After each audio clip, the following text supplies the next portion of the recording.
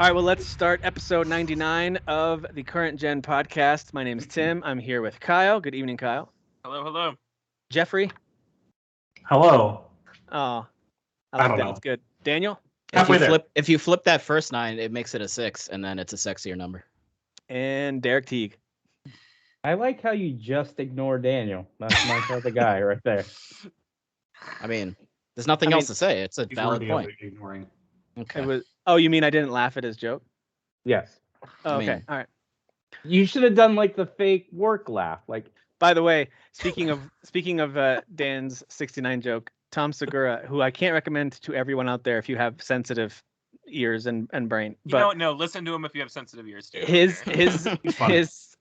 his special from 2020 called Ball Hog. He has a Yep. whole bit on how he used to fantasize about 69ing until it actually happened. He was like, "Oh, get off me!" Yeah, it's a good bit. Yeah.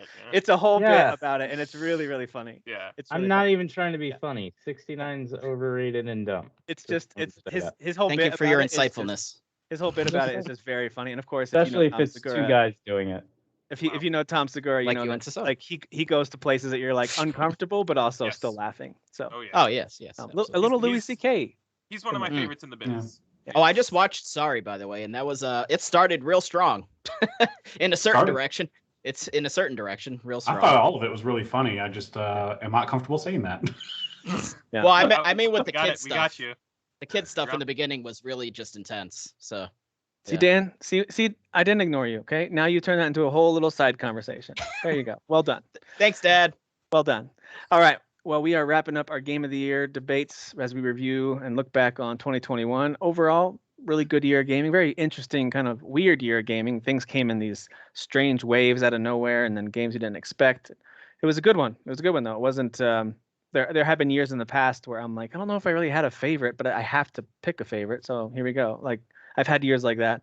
This wasn't one of those. This was one where I had several that really stuck out to me. So that'll be a fun conversation. But before we get to that, we want to give you guys the chance to pick a best whatever category. So if there's something we didn't cover, because this is really the last categories that we're going to be officially saying, here's my top 3 or 5, whatever.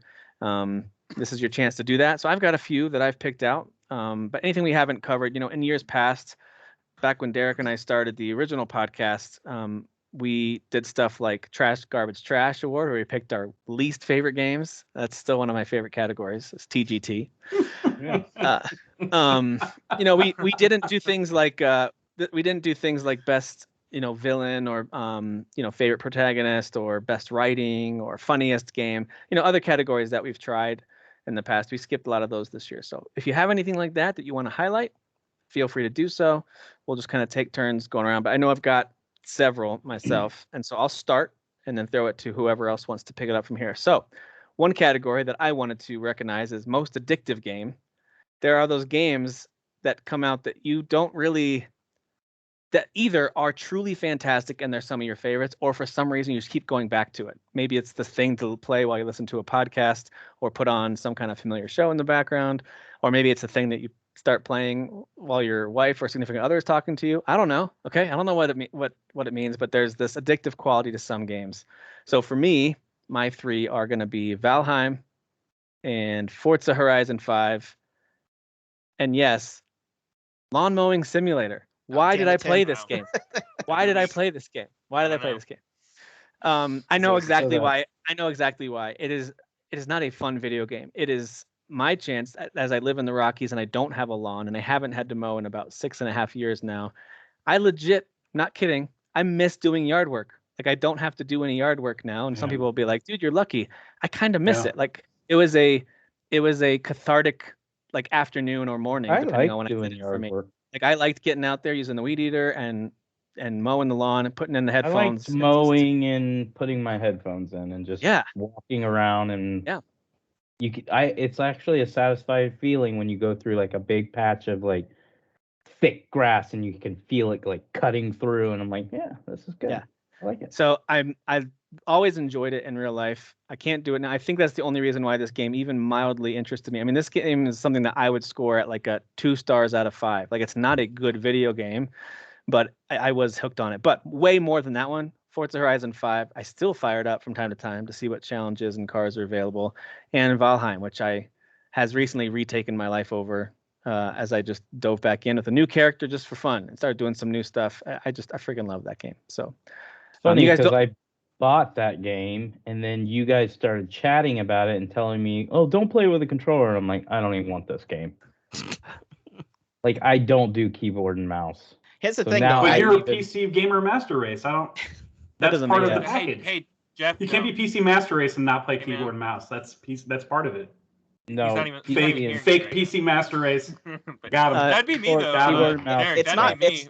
It's To not be- bad. It's not bad with controller by any means, No. but if you're building, it is less accurate, so it's easier to kind of like have the mouse like in real click just build. But Yeah, Right. yeah. no. Yeah.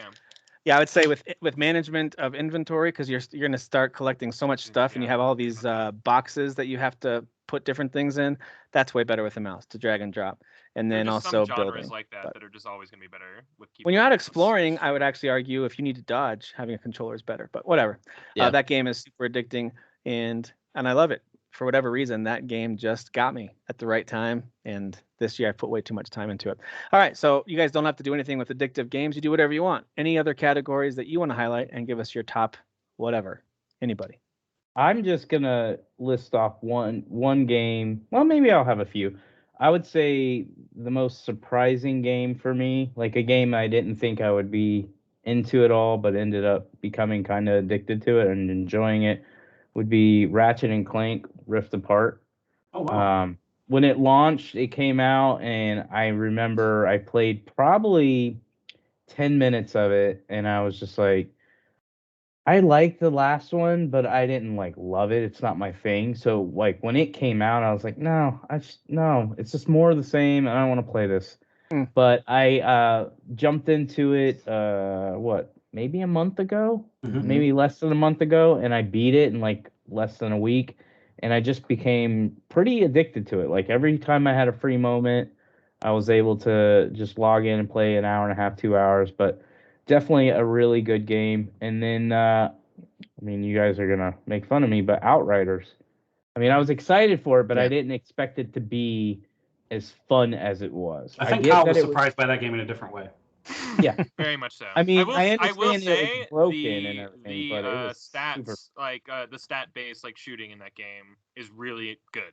Yeah. Like just I like just like the whole gameplay, like the aggressive nature of the game. It encourages you to constantly keep moving and actually being offensive. Like I know some people are frustrated. They're like, it's supposed to be like Gears of War, but it's not. that's You're actually supposed to really be moving not. around and you being only really use Well, when you have cover. to and- Well, when you you have to play to have your to. class too. You know, Yeah. like Yeah. it's one of those things where like if you're not playing your character, it had a lot. It had good bones that game. But I'll be trashing on that game later, so I'm gonna be nice about it now. Yeah, Derek, I remember you talking about it during the beta.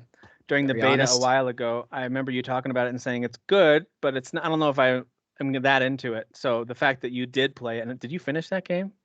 Yeah, I beat it.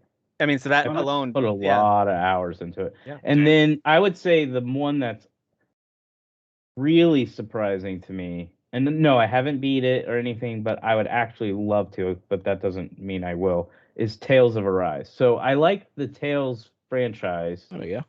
I always have, but it's always just been like, yeah, I like it. And I played that one for 10 hours and then I moved on with my life. But this one is way more fun to actually play. Mhm. And I am enjoying the world and I think it's beautiful. I love like all the combos and stuff like that. I love the party, the characters, the world. Dude, the cliffs, right? Those cliffs, Well, right? Wow, That's, here we You go. know what I'm saying? actually, Those that's cliffs. actually all I do is stare at the cliff. Log it on. But yeah, overall, I was really surprised at the quality of it that I actually want to just keep playing it. Sure. Makes sense. So those are my three surprising games that I Nice. didn't expect much of, that I felt like went beyond expectations. All right. Anybody else? Top? I Top can or brush bottom list? off of my. I only have 3 categories, but I didn't pick 3 for each, so That's I can fine. just brush through all of them. Best DLC is Iki Island, without question. I mean that for me at least. Oh, from I Ghost just of Tsushima, right? Yeah, exactly. So that entire map is like it's a chunky slice. It's really Big. it's meat. It's got a lot of meat on that one, and the Meaty story is slice. actually really cool. Story's and how amazing. it has to do with his relationship to his father's legacy, basically. So it's in the horse stuff that they added was just awesome. So I love that. Best combat's a no-brainer. It's Halo Infinite. I respect that we did not. I mean, granted, I didn't play all your Tales of Arises or whatever. Ching Chong grabs a basketball and Wait, hold on. What was that? Could you repeat? Could you repeat that? 1 second. Wait, Could you repeat that? Ching Chong grabs a basketball. Got it. Grab that. What? Whatever. I don't Yeah, even know me. what that's a reference to, but for I some don't reason either. I can picture it. I don't know why. Why can I picture that? Now Jeff is unleashed. Jeff is I'm unleashed. pretty the full sure he's Jeff. talking about Yao Ming. I'm guessing. Yao that's Ming. what- Yes. I guess some people would say Scarlet Nexus, but I didn't play enough of that But Halo Infinite is just this. It's just the best that a Halo has felt to me, at least, in the combat department. Especially with the specials that you had, like the grapple and the radar for seeing invisible dudes. And most underrated performance. This is a performance that people don't really talk about, like, at all in a game. I was very surprised by Elijah Wood's performance in Psychonauts 2. Like, first off, I didn't even know he was in it. Yeah. Yeah.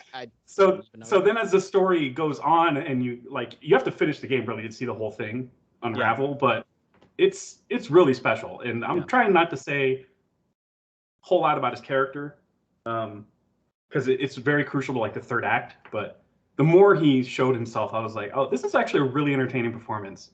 And the song that he sings gets stuck in my head all the time still. I'm so Good glad stuff. that you played and finished that game. What a good game. That game rules, dude. I actually downloaded it because you guys talked about it last week, so I have it on PC. So I actually think I'm gonna. I did try it when it launched, but I'm gonna give it a fair.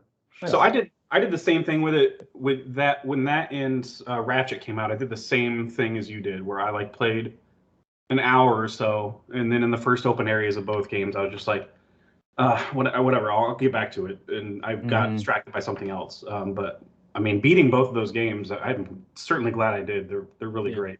Yeah, agreed. Yeah. Nice. All right. Anybody else want to throw out a category? Yeah, and some I have picks? a trash category here. Sweet. So do I. Got a couple games in here. Dodgeball Academy keeps on getting really good reviews. It's really bad, guys. Oh, the Stop it. Academia, right? Academia, excuse me. Yeah. I I forget. played like a half hour of that. I didn't mind it, but I only played a half hour. You know, you did because you only played a half hour of it and then you moved on with your life. So, checkmate. Awful game. I wasn't playing. We weren't playing. Let's see here. Also, I was really hyped for this game because it's a remake or a reboot of one of the greatest ARPGs of all time, Dark Alliance. And this game was awful. It was so bad, and it was free. Yeah. You could just download it and play it, Yes, and it was really, really, really bad.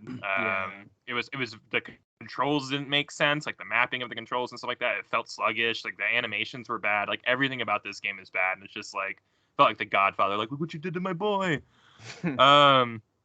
And my last one is Outriders. That game was a piece of garbage trash. I did mean everything I said earlier, Derek, about like having good bones and like good stat-based combat and stuff like that. Like it's all about stacking elements and stacking like DPS and stuff like that. And a lot of that stuff is great. I just spent 70 of the hours of that game. 30 of them I spent trying to make the game work. And I had multiple people lose their profiles completely. Like every time they loaded in with their character, Snoop like Dogg, all of their stuff was gone. Ooh. Snoop Dogg, same thing. Snoop Dogg felt, my best friend Snoop Dogg.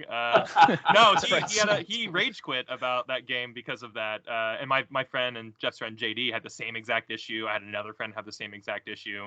I mean, this game was ridiculous. It was broken. How broken it was. Yep. But yeah, there was some okay moments to it, but like I think I'm more mad at the amount of hours I spent with it, That's especially fair. after seeing your wrap up and you're like, what? I think that's fair. Like technical difficulties can make a game that's even fine feel awful. So I'm with you, man. Yeah. Or even really good ones like Cyberpunk 2077. I had a great time with that game on PC. Played on PS4, I get super pissed because it doesn't work. It's frustrating, and like me and the boys that we were all playing with, I think it was teams of threes or whatever. Like we would start getting snippy at each other because we were so aggravated by the game, and we started getting short with it. Yeah, so it was just like, all right, guys, let's just call it a day. That game was Yeah. turning us against each other. So yeah. I gotcha. Well, listen, I'm gonna just jump onto the TGT award bandwagon real quick because I've got 3 of those.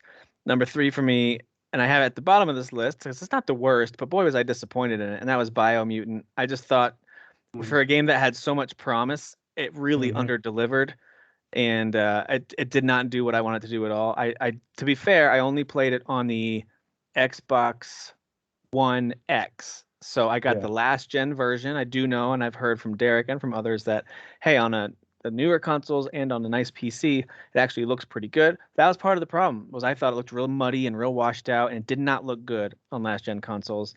And the gameplay gets super old, super fast. And so anyway, that was a lot of it. Was disappointment really too. Not even like buy it on a sale. Like you wouldn't suggest it. You could probably grab it on a sale on a current gen console, not last gen. Yes. So if you get on PS5 or Xbox Series X or PC, it might be worth it as long as you go in expecting like, hey, this is a swimming in sevens all the way, and the combat's very repetitive. If you know that going in, but my problem was I saw the teaser trailer and I just thought this looks amazing, and it's nothing. Yeah, nothing I hype myself up. That's it's a game that's like when you first play it, like the first few hours, you're like, this is cool. Like it looks like I'm playing on PC. It looks good. It plays good. Blah blah blah. And then you keep playing, and you're like, oh, okay.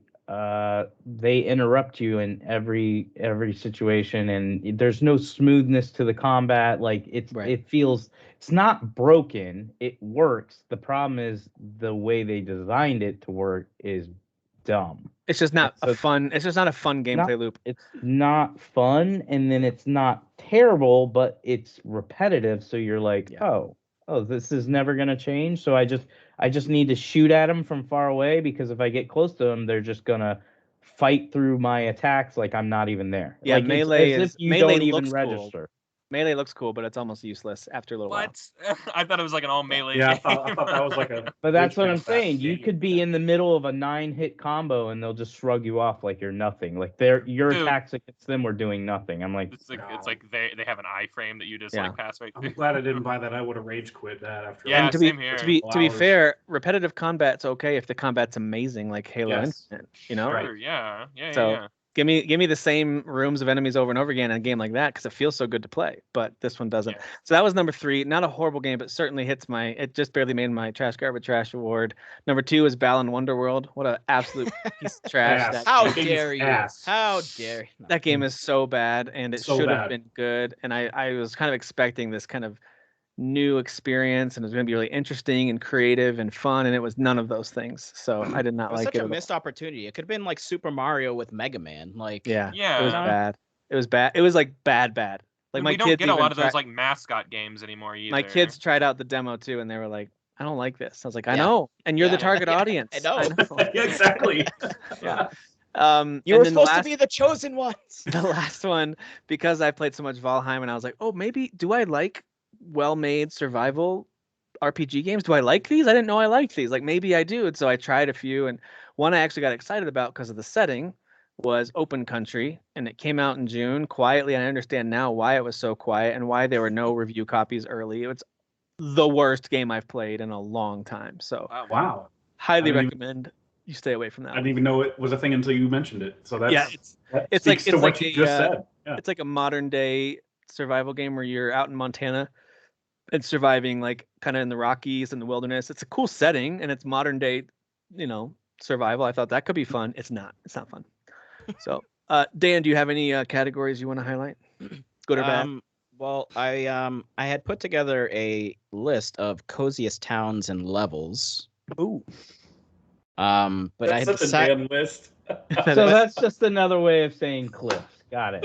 Actually, that is fair. Let me know if you can see my screen though. I'm gonna share here. He's gonna get all it's all cliffs. Are you guys seeing? Are you seeing a patterned screen or? No, it's loaded. It's There it goes. Yep, there it is. All right, so instead, because I figured Derek would be here and he'd make fun of coziest towns, I kind of went more down a Derek route. Okay. And what I did is I'm going to do a top 5 of the best video game asses of 2021. There we go. Oh my gosh. Coming in at number 5 was Agent 47. Okay. Right here. That's a cardboard ass if I ever saw one. It's a little flat, but the mystery of Agent 47 is enticing. You know what I'm saying? I heard it's firm like mutton. That's what I heard. It's about the mystery, so that's for those of you who are listening, you're missing one of the best professional PowerPoint presentations. Oh my God. Quiet, Dad. Coming in at number 4, we have Anne Takamaki from Persona 5 Strikers. There's nothing wrong. There's nothing wrong with a fake girl in a leather bodysuit. Am I wrong? Especially when the zipper goes all the way. Never mind. Don't worry about it. Yeah. So she's number 4. She's also a high schooler. Everyone coming in at quiet you. Coming in at number 3 is Tana. This is actually just for Gaston because he's a creepy boy. He's a creepy boy. So this is for you, Gaston. Gaston, if you're listening, go over to YouTube and jump in to this area right here. Right here. That's for Gaston right there. Wow. Thank God for that. I mean, I'm not gonna lie, that's kind of hot. Hey Dan, you should have. This is a great chance you could have used a picture of Gaston right here, looking right at. Tim, next time. I'm very confused by this photo. So it's not actually. It's deviant art. It was probably Gaston made it, to be honest. So can you move on? I'm feeling weird about everything. Yeah. Coming in at number 2 is Lady Dimitrescu. All right. Yeah. That makes sense. That's a mountain I want to climb. You know what I'm saying? I mean, it's just mountainous. Been there, done that, boys. Those peaks and valleys. Those peaks and valleys. You know what I'm saying? Right here, Jeff. For you. Right there. Okay, thank God for there. Okay, I was looking at her hat. I was like, I don't see anything. I was like, is it the doorknob? Is it the doorknob? Yeah. What are we looking at? So that's number 2, and the best video game ass of 2021 is the Mercedes AMG 1 from Forza Horizon 5. Here, that shiny ass. I don't want to see the stoplights. I just want to go. Don't tell me to stop. Let me go. I could stare at that all day. So. Oh man. That's the list. I'm a little upset. There's no Alex Chen honorable mention because she had a good dumper on her. Well, that could be honorable mention. Honorable mention. This is by far the best whatever category. Yeah. And presentation. I mean, you took us to the next level. That was amazing. You're welcome. If we got paid for this, you would have gotten a raise for that. I was transported. Or at least you should have told me. You should have told me you had a presentation. You would have gone last because everything else is going to feel anticlimactic now after that. I don't even want to say the rest of mine. Neither do I. Yeah. But for the sake of time and to get through this stuff, I will. My favorite villains this year, number 1 is going to be Far Cry 6, Giancarlo Esposito's character. I'm blanking out on his name, but he's the evil dictator guy. Yeah. I can't remember either. Totally, Carrillo, I think. Anyway, that's racist. You assumed it was Hispanic. Keep going. I did assume that because he is. Listen, what a fantastic performance! What a good villain, and actually a villain that over time you're like, listen, I see why he is the way he is. I understand what he's doing, even though he's horrible and he's evil. And by the very end, you're just like, yeah, he was evil all the way to the end, but I get it. I see why he was doing it. My second favorite villain. And I know it's not going to be everybody's because they don't care about the story of this game, but I thought the main villain in Metroid Dread was actually quite interesting, and the connection to your character was interesting. And that boss fight was so difficult that when you finally defeat it, it was so satisfying. So that boss fight was a real bitch. So everything about that experience with the villain, I really enjoyed and hated all at once, which makes a good villain, I think. Resident Evil Village had a great collection of villains, specifically Lady D, who we just saw a second ago. Thank you, Dan. That mountain ass. Am I right? But I thought Lady D specifically. I thought her and her daughters actually were all good villains, even though they weren't in the game for super long. But there's so many other good villains in that game too. It's just visually, the vibe and the look of the characters, the design of the characters is just so so good. So good. And then lastly, I'll say, just it's a minor spoiler, but just in case you haven't played it, the villain from Guardians of the Galaxy. I thought that villain was really interesting too, and what was happening there was kind of didn't even feel like a villain story. Honestly, that's what I loved about it. Yeah, so I really liked what you ended up fighting against and how that all. I don't want to give too much away. It's very interesting, so I like that villain as well. Anybody else? Any other categories you want to highlight before we get into our shared list? No, you mentioned my TGT game that I would have nominated for the worst one, and that's Balan Wonderworld. That was my least favorite experience. Oof. Yeah. Period. That game just sounds offensive. It's so bad. It's awful. We can all agree that Haven Springs from Life is Strange True Colors is the coziest town of the year, though, right? I mean, absolutely. I think so. Coziest town. I mean, yeah, when you said cozy town, that's the first one that I pictured. Yeah. So the only one I thought of. Yeah. Yep. I guess the only one I have is for villain wise. It's for Forza Horizon 5, and it's all of you beating my score. So shame on you guys. Live long enough to see ourselves become the villains. That's what sucks about getting to that game like first, because I bought like the whatchamacallit, like the 3-day pass ahead of time or whatever. So like I cruised through a lot of that game like that weekend or whatever, and then came back and saw that y'all had just like decimated like everything I'd done. I was like, you know what? Screw this game. You know, it's very villainous of you guys. So I know. Congratulations, you made the list. Thanks, Scott. All right, I've got 2 more quick ones. If anyone has any other ones, though. No more. Okay, so you mentioned combat, Jeff. I had some favorite combat too.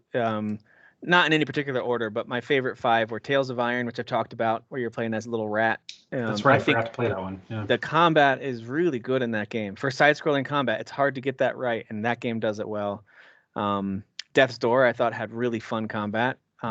Perhaps a little repetitive, but you do unlock some really neat abilities that make it even more fun and add a bunch of layers of strategy to it. So I thought that was great. Halo Infinite, of course, it was just perfect first-person shooting and now grappling, and the weapons all felt great, and it was the best version of already one of the best combat systems out there. Metroid Dread's combat was a blast. Everything from the counter on the melee stuff to the different guns and the different missile types that you start to get, and those boss fights were incredible and challenging and all that stuff. I loved the combat there. And then Guardians of the Galaxy, I thought had really fun combat. I loved the specials. I loved the way you use your team. And I really enjoyed that combat. Again, all of these have moments where you just get thrown into these little mini arenas, fight all these enemies, and move on. I get that. And so some people are going to criticize that. I think that's what you kind of want in a game like this. But anyway, I thought that combat was a blast. So also a surprise. That whole game is just a surprise. Everything. It absolutely is. Yeah, totally. Yeah. And my last one I can skip. A little bit repetitive on some of the stuff we talked about. So there you go. There's some of our favorite categories, favorite games in certain categories, or worst games in certain categories of the year. All right. Well, let's get on to the main event here, and that is coming up with a shared ranked list for overall Game of the Year 2021. So just as a reminder, if you're just now listening and haven't listened before, the rules we have set up is that the game must have been released in 2021, although we can make some exceptions if the game were in early access or weren't considered in previous years. Maybe it's just now hitting kind of the mainstream and we all now finally played it. Maybe we make an exception, depends. So we make sure we establish that list. Then we all name as many games as we want to move over to be considered. We narrow that down to 10 in any order, and then we take that 10 and do the best we can to articulate a ranking, which isn't always easy, but whatever. If we get really deadlocked for some reason, and maybe it's 2 against 2, and the 5th person doesn't feel good about casting a vote, they haven't played it, some scenario like that, we have to turn to Metacritic, which I don't want to do. Hopefully we can convince each other to, and which we usually do, to rank things in a certain way. So let me share my screen, and we will. I feel like more than half my games that I have listed as nominations won't be in here. It's gonna be a very interesting list, very diverse list of games. Oh, hang on. That's what I'm expecting anyway. There we go. All right. So this should look familiar to you guys if you've seen our previous episodes, where I'm doing a screen share with the a full list of games that I could find, at least from 2021. If I'm missing something, feel free to throw it on there. But the way we're going to start is I'm just going to kind of scroll through this list on the screen share, and you guys just shout things out as they come to you. That you want to at least have us consider. So, for example, I'm just going to move Back 4 Blood over to at least be considered, right? Even though I'm not saying it's going to make it. But anybody else, go ahead. I won't say any order. Just shout them out if you see one. Balan Wonderworld. No, keep scrolling down. Deathloop. Deathloop. Death's Okay. Door. Mm-hmm. Where's Death's Door? There it is. Okay. What else? I don't think Eastward will make it, but yeah, Far Cry 6. It's a really good game though. Yeah. Far Cry 6. Forza Horizon 5. Okay, Forza. Okay. Halo. Yeah. There it is. Halo Infinite, of course. You can move Guilty Gear over. Okay. Hit Guilty Gear Strive. Let's see. It Takes Two. It Takes Two. It Takes Two. Kenya. Nope. God damn it. Kenya. Don't start talking about third world. That's gotta be Kane. That's gotta be Kane. Life is Strange: True Colors. Yes, I would agree with that. Lost Judgment. Lost Judgment. Lost Judgment. Metroid Dread. Guardians first. Guardians. Please. Let's go in order, please. Okay. All right. Metopia, right? Right, guys? Guardians. Yes. Nope. Metopia. Isn't that a remake? I'm just deleting. Release? Yeah. It doesn't exist. I think it came out on the DS like 8 years ago or whatever. I'm gonna move Monster Hunter Rise over. Sure. Yeah. Anybody care about stories? Did anybody care about Monster I'm waiting Hunter? for it to go on sale, and I'm playing the heck out of it. I liked it. That's right. Nobody played it. I only played through the demo, which was about an hour and a half worth of gameplay. So it's good. Right. It was very good. I didn't realize Necromunda was this year. Awful game, guys. That's what I heard. Yeah, I heard that. I know Square was unhappy with the results of Neo: The World Ends with You, but I've heard it's good. I heard it reviewed well, and I played the demo. I wasn't feeling it, to be honest. Okay. But I didn't like the first game, to be honest. I thought it was. What about No More controlled Heroes really 3, weird. Kyle? I know you played that, or would that be a game? I wish I had put more time into it because I couldn't even put that on my top 10 because I know that game's quality. It's just like I just wasn't feeling like a Boss Rush game. So okay, I'm moving Psychonauts 2 over and Ratchet and Clank over. Yeah. Sure. I want Outriders moved over, even if it's not going to go anywhere. Okay, Outriders. I'll Resident silently Evil. accept that. Yeah. Resident Evil and Returnal, right? Sure. Yep. Yeah. Yep. Let's see. We're moving down the list. We're into the S's here. Samurai Warriors 5. Just do it, just because I didn't say it in my. It's not gonna make it, but. Really? Bring it Scarlet over. Nexus. really, really, It's not gonna make it, but hey guys, Samurai Shin Warriors 5. Megami? Play it. Solar Ash. Shin Megami for sure. Yeah. Shin Megami, Solar Ash. Okay.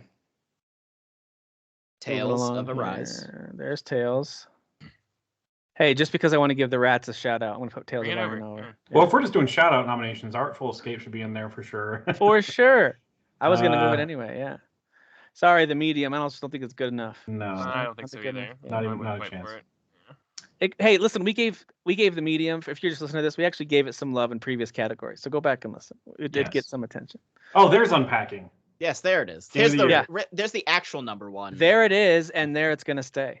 Just wanted everybody that's watching to see that it's right there. That's all. That's all I was saying. That it was there. That was harsh. All right. Did we Anything move else? over Tales of Arise? Yeah, we did. Did. Okay. And Tales then of Arise.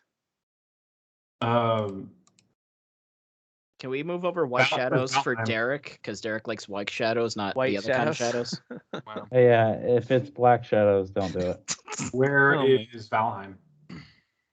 Oh, you know what? It's off of most lists because it's early access. So, but it's on my list. I was gonna ask you guys. We It's on included mine. it. So I I think mean, you should put it it on. I previously. think enough of everybody's played it and enjoyed it. I think you should bring it. I Right. think you should put it on there. Yeah. But if we include it People in forget about if it we by the if we time it don't happens. include it now and we include it in another year, it might win, yeah. right? I mean, Man, Well, I think this is the year. I think this is the year that it's gonna happen. This is if the it's year gonna that it would get the highest. I would Sure. say. and I then suppose. any other time at the Game Awards, it'll just be ongoing game or whatever nominations or Yeah. whatever. I'm sure they'll just give it a Genshin Impact because they're a bunch of effing morons. Oh God. All right. Impact. All right, so that's a good selection of games to work with. Anything else before we It's a lot of Start- games. trimming down this list? Anything else from if you have your I just list want to say that handy? I loved 12 Minutes and House of Ashes, and that's it. I like 12 minutes. They are not in my personal 10, but I love them. Not mine either. Okay. All right, Derek or Dan, anything that we need to move over? No, I think we're good. I think we have everything. Okay. All right. So from this list, typically what we do is if there's ones that we all kind of agree are pretty obviously somewhere in the top 10, we just don't know exactly where. Probably, might end up being the top half. Who knows? I typically call them out, and you guys tell me if I'm off base. But I think stuff like Halo and Forza are going to be in the top 10 somewhere. Absolutely. Yeah. Again, if you don't think that assumption is correct, you got to say something so we don't. I feel like, what was the other one? Oh, wasn't It Takes Two. Oh, Guardians, I think is going to be in the top Guardians, 10. Resident Evil Village, because all of you love that. I obviously didn't play it. RE Resident Evil. Village. Yeah. Yeah. Returnal. Is that an obvious one? It might be. I don't know that that's obvious, though. I mean, it's obvious to me, but I feel like stuff like Returnal. I feel like Valheim is more obvious than Returnal. I mean, they're two different kind of. The thing with Returnal is like the main complaint is that it's too difficult, but it's an excellent game. It plays well. There is interesting story stuff going on there, even if it's confusing. It's not an ugly game by any means. It does a lot of good things, or a lot of things well. It's just that it's really hard for some people and they can't finish it. That's the only thing. Well, I mean, yes, difficulty is a thing, but for me, my biggest gripe with Returnal, and I've put in over 10 hours, is, and I know people are going to complain that I'm saying this, but I don't care. It's the fact that even though I've gotten pretty good at the game, my entire run feels like it's dictated based off the randomness of the game. Yes, sure. So if the game's like, oh, I'm going to give you a level 1 gun, and I go through the entire board, and the previous time I got a level 7, and now I go through the entire board, I wipe out all the enemies before the boss, and I only have a level 1 gun. That's bullshit, and that's what it does all the time. Or it'll give you like ridiculous negative impact if you unlock something. Like, I just died sometimes randomly. Like, I would unlock something and it would, in like a treasure or whatever, or a chest, and it would just kill me. I'm like, I was having a good run, by the way, game. Yeah. So, I don't even remember that happening. I don't like stuff like that. Dude, it happened to me a lot too, and it wasn't the difficulty. It felt like just a bad roll of the dice. So I actually, my worst runs weren't when I hit a group of tough enemies or a boss that took me down. Like, I was still invigorated and ready to go back after those runs. I could handle that. I can work on getting better. It's the ones where you finally have the upgrades and the guns you want, and you just get bad luck. You get some kind of weird random box that you open that curses you. Like, it's the placement of the rooms. Anyway, this isn't to bash on Returnal. I just don't think it was automatic for me personally, because I also put probably about 10 hours in it, Derek. I'm right there with you, 10, 12, something like that. I had it at number 13 on my list. So it's not a shoo-in unless we've got multiple people that. So I'll put it over. I think it should make this round. Be over to talk about it. Absolutely. Yes. That's what I'm doing. That's what I'm doing. Okay, let me bring up. I just think if we're so I'll just throw out there, because I know it's not one for one same comparison, but like Hades is literally the same type of game. It's just Hades maybe seems more balanced or is more balanced. I mean, I've been playing a lot of Hades. The difference was Hades and Dead Cells, you're kind of picking your loadout before you go into. I totally get a little more control over that, but I get what you mean. There is a lot of RNG. Because I definitely would get stuff as I'm going through my run. I'm like, this is useless to me. It's not helping me, and I would die. I would definitely die. Like, that's part of the roguelike, DNA for sure. Yeah. That's why Dead Cells was a game that I put in probably also 12-ish hours, and I never finished that game for the same reason. Like, I admire what it is.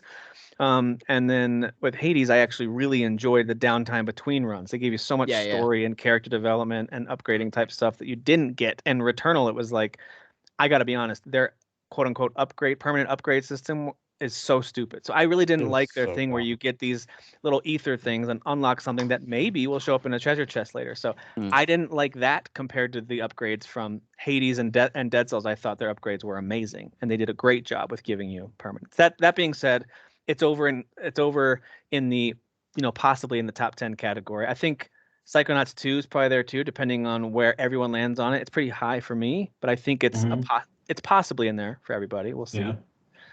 What about Life is Strange? I think we all played it. Derek, did you play enough of this one to give it a ranking? It's pretty high up there for me. I didn't play it enough to put it in my personal top 10, but I'm not a hater of that game. I want to actually finish it. It hasn't been done yet. Okay. I think the rest of us all finished it. Yeah, I think it needs to go over. Dan and Kyle, would it probably be in your top 10 somewhere? It's in my top 10. I mean, it's in my top 10. So I didn't actually make a list. I usually kind of just go with my gut. It would probably be towards the bottom. Okay. If it were gonna make the list. All right.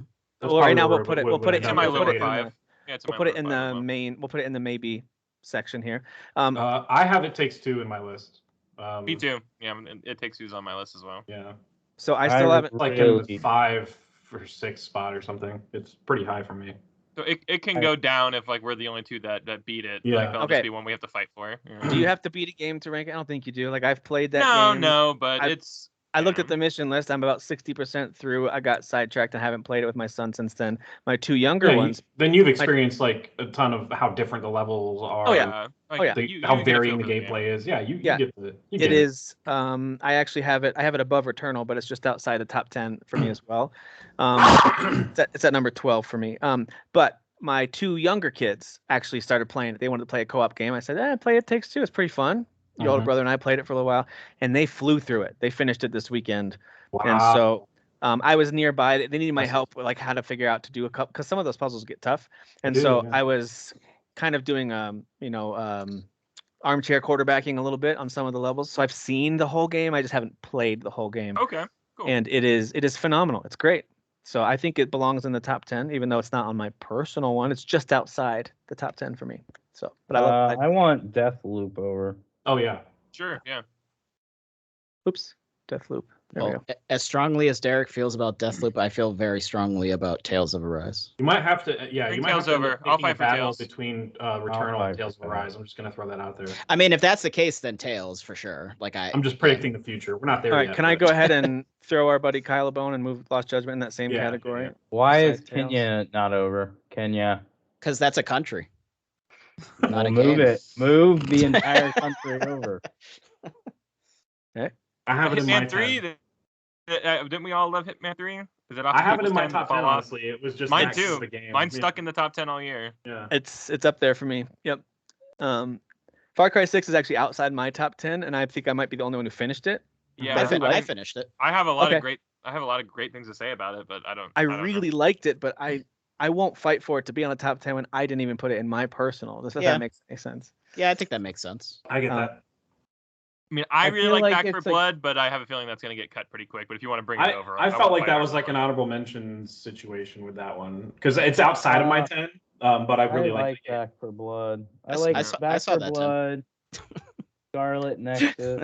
I moved Valheim over for the same reason I moved Lost Judgment over, okay? Because I just wanted to at least fight for it for a minute. Yeah. Dude, you don't have to fight that hard, Tim. Please. You don't have to fight should be in the 10 if it's not. We're all delusional. I don't know what's going on. So I actually have Metroid Dread and this changes a lot because I re-ranked them again this week, and they were a lot different than they were the week before. Metroid Dread has been in my top 3, and it's been all the way down to like number 7. So it's kind of bounced around a lot. I loved that game. It's in my top 10. It just kind of varies where it goes. Does anyone else have it up that high, or is that one of those ones that... I feel pretty strong about that one too. There was just the moments where I did get legitimately stuck, and even just the one, I think maybe 2 times where I just couldn't find the invisible wall. But other than that, I just felt like such a badass, like especially towards the end of that game when you just have all the powers going. It just feels like such a good video game to play. Okay. For sure. All right. So I'm gonna slide it over to this is where it's gonna get so tough. Yeah. Okay, so things like Guilty Gear, Outriders, Eastward, Death's Door, some of them might be personal favorites or ones that a couple of us played and liked. Maybe one person loved, but I don't feel like Solar Ash is mine. Yeah. Solar Ash. Yep. Tales of Iron. Does anybody care about Scarlet Nexus? I liked it, but it's not in my top 10. Yeah, I mean, I liked it too, but it would be towards the bottom, if not like just past the 10 spot. So yeah. Monster Hunter Rise is a fantastic game. It actually ended pretty high on our Nintendo ranking, just as we ranked things all together. But again, when you take in third-party games to account and the other platforms games, again, that one to me finished in the teens. Like if this were a big Monster Hunter year for me, like when World came out, I really wanted to play a Monster Hunter game. Yes. I would be fighting for this game hard because I think it's quality like that game. Just wasn't in the mood this year. I don't know. Just couldn't. Dude, I'm right there with you. If I hadn't just played so much Monster Hunter World over the last couple of years, maybe this one would have been it. You're right. Yeah. That's a good point. Same thing with Shin Megami Tensei. If I'd gotten maybe 20 more hours with that game, I think I'd probably be like, you guys know it's number 1. Y'all all have Switches, play it, but I'm not there yet. So, and based on what we've got, the quality, I mean, our narrow to 10 is already a challenge for us here, and so I don't think Artful Escape, but that game does deserve to be at least noticed for it being super unique and fun. I do like it a lot. Mm-hmm. But I can't bring it over unless you guys really want to fight for it over there.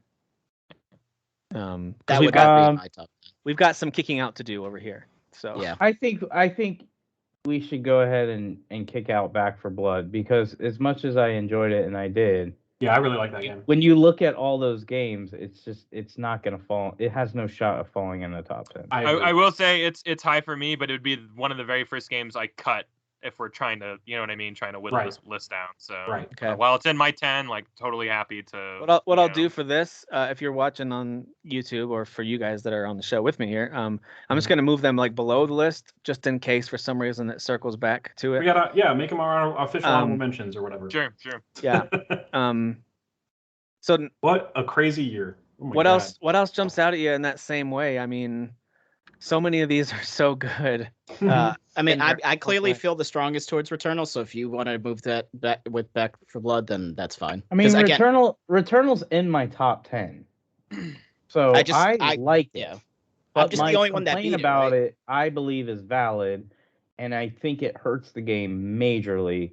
And I think Tim and I are pretty much sitting in the same spot. Like, we like it, but we don't love it. And then I don't know how Jeff and Kyle really feel about it. I played a lot of that game. I played about 14 hours myself. I just never convinced myself that I was going to be good at this game. So like I didn't allow it to hurt me.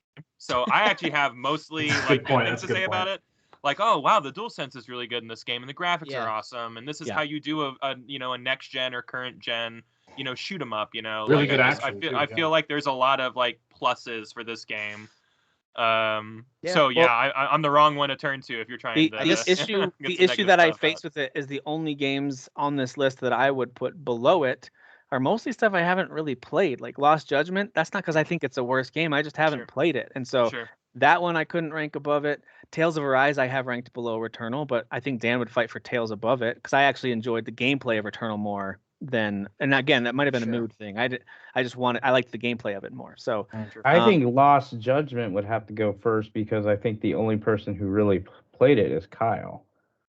I didn't play it. I don't think Dan, Jeff, or I did 5 hours of it, which is nothing because those games are long. Like, there's a lot to those games. So that's my number one. So I mean, like, it'd be that's. I mean, Tales is my number one, and it is not going to land there. So it's probably going to make the top 10 though, because enough of us are going to cheerlead for it. But like, it's a one man show with Lost Judgment. So yeah, but if it's your top 10, or if it's your number one, it probably needs to at least be at the 10 spot. I would be totally happy with that, but I don't know if we can say that yet without whittling down the list more. So there's still a lot to get. Okay, so can I just talk about the elephant in the room? And that's Deathloop. Wait, why is that the elephant? Because I do believe that everyone has played this game on this panel, and I understand the love it's gotten in the industry. I get it, and I know that Derek really loves it and wasn't expect. I think that was another game that kind of surprised him how much he enjoyed it, which is awesome. I know Dan finished it and was trying to give it some love in one of the rankings in the last couple of weeks. I forget which one exactly. The PlayStation one. Exclusives, maybe?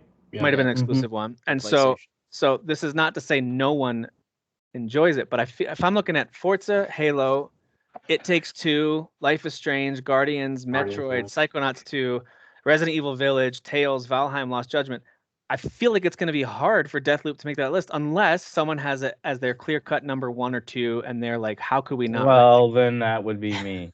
Okay. I'm not going to spoil it because I have my list and I'm going to share it later, but it's top.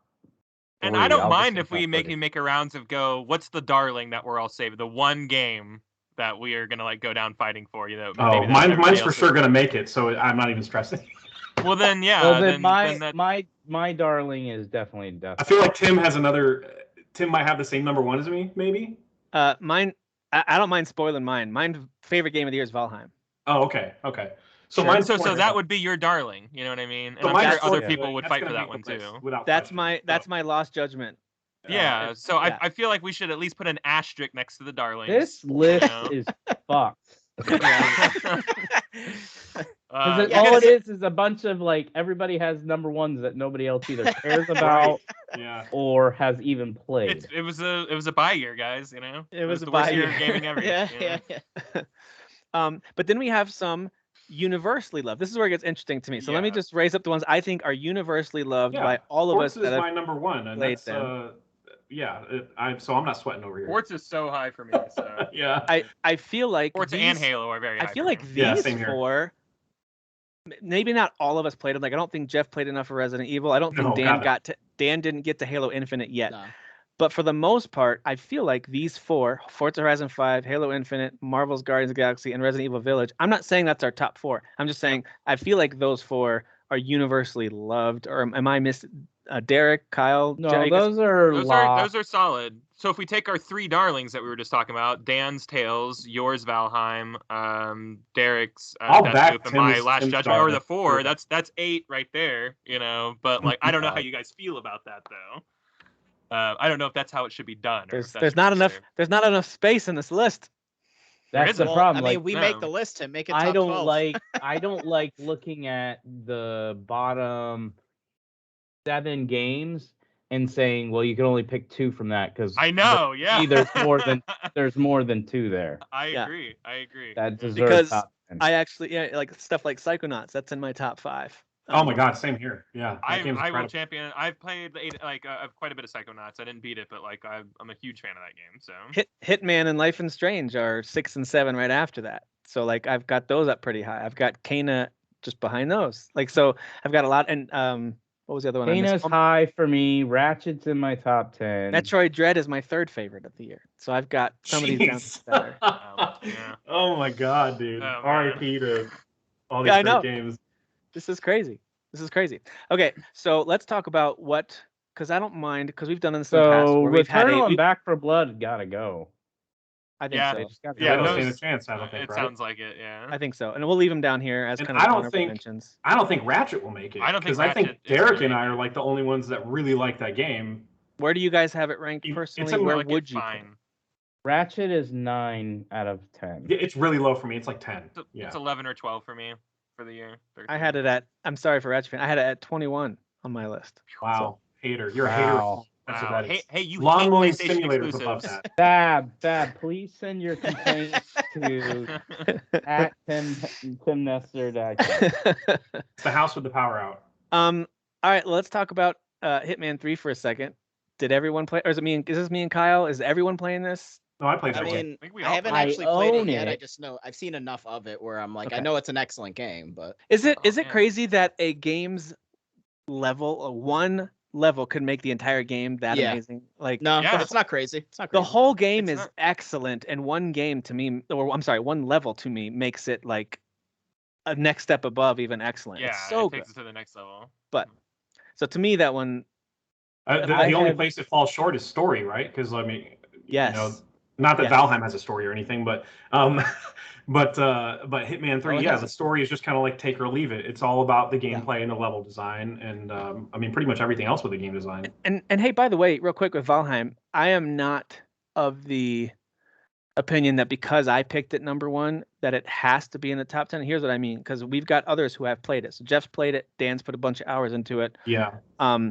But if it's one of those things where it's like we really enjoyed it, it's just not top 10 material based on what we're talking. It's not going to hurt my feelings on this particular one because there's so many other ones that I think we belong on our shared list. So I am okay with Valheim coming off the list if it comes down to it, because we've got Kena, Life is Strange, Metroid Dread.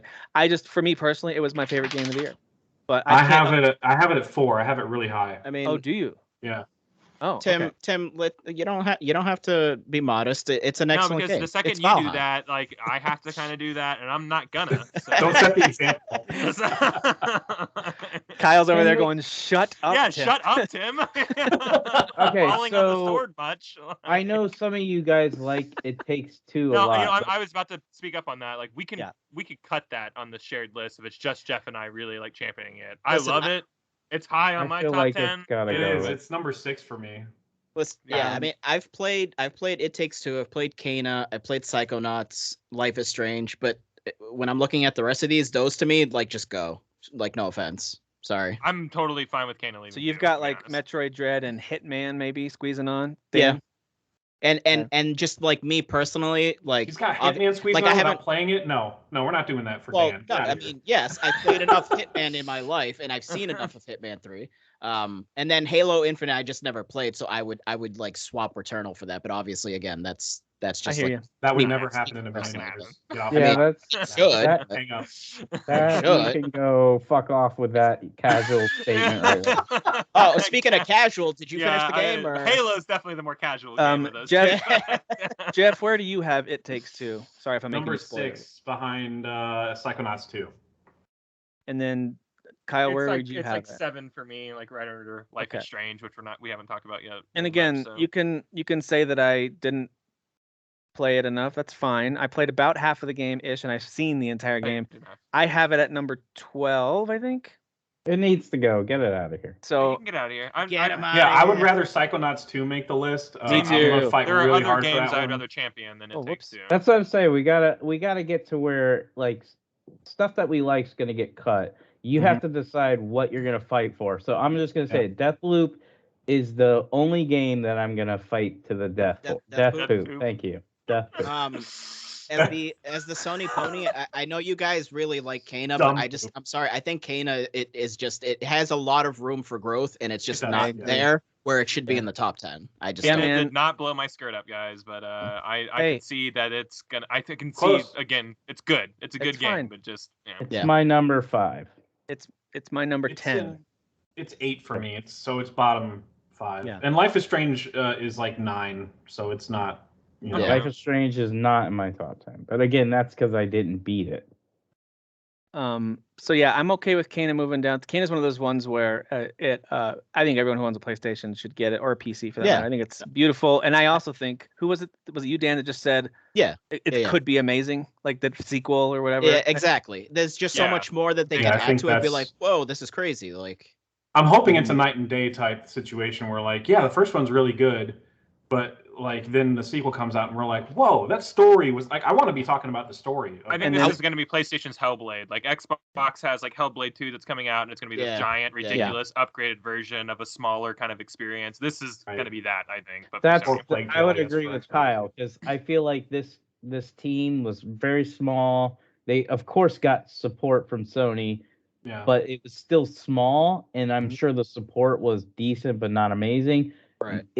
If it sold well, which I believe it did, now they're going to get more support, more members to their team, and they can make a bigger and better game. Yeah, I agree with that. So there you go. We can actually learn about Kena, because we don't really know anything about Kena. So. No, not at all. Besides the job title, that's about it.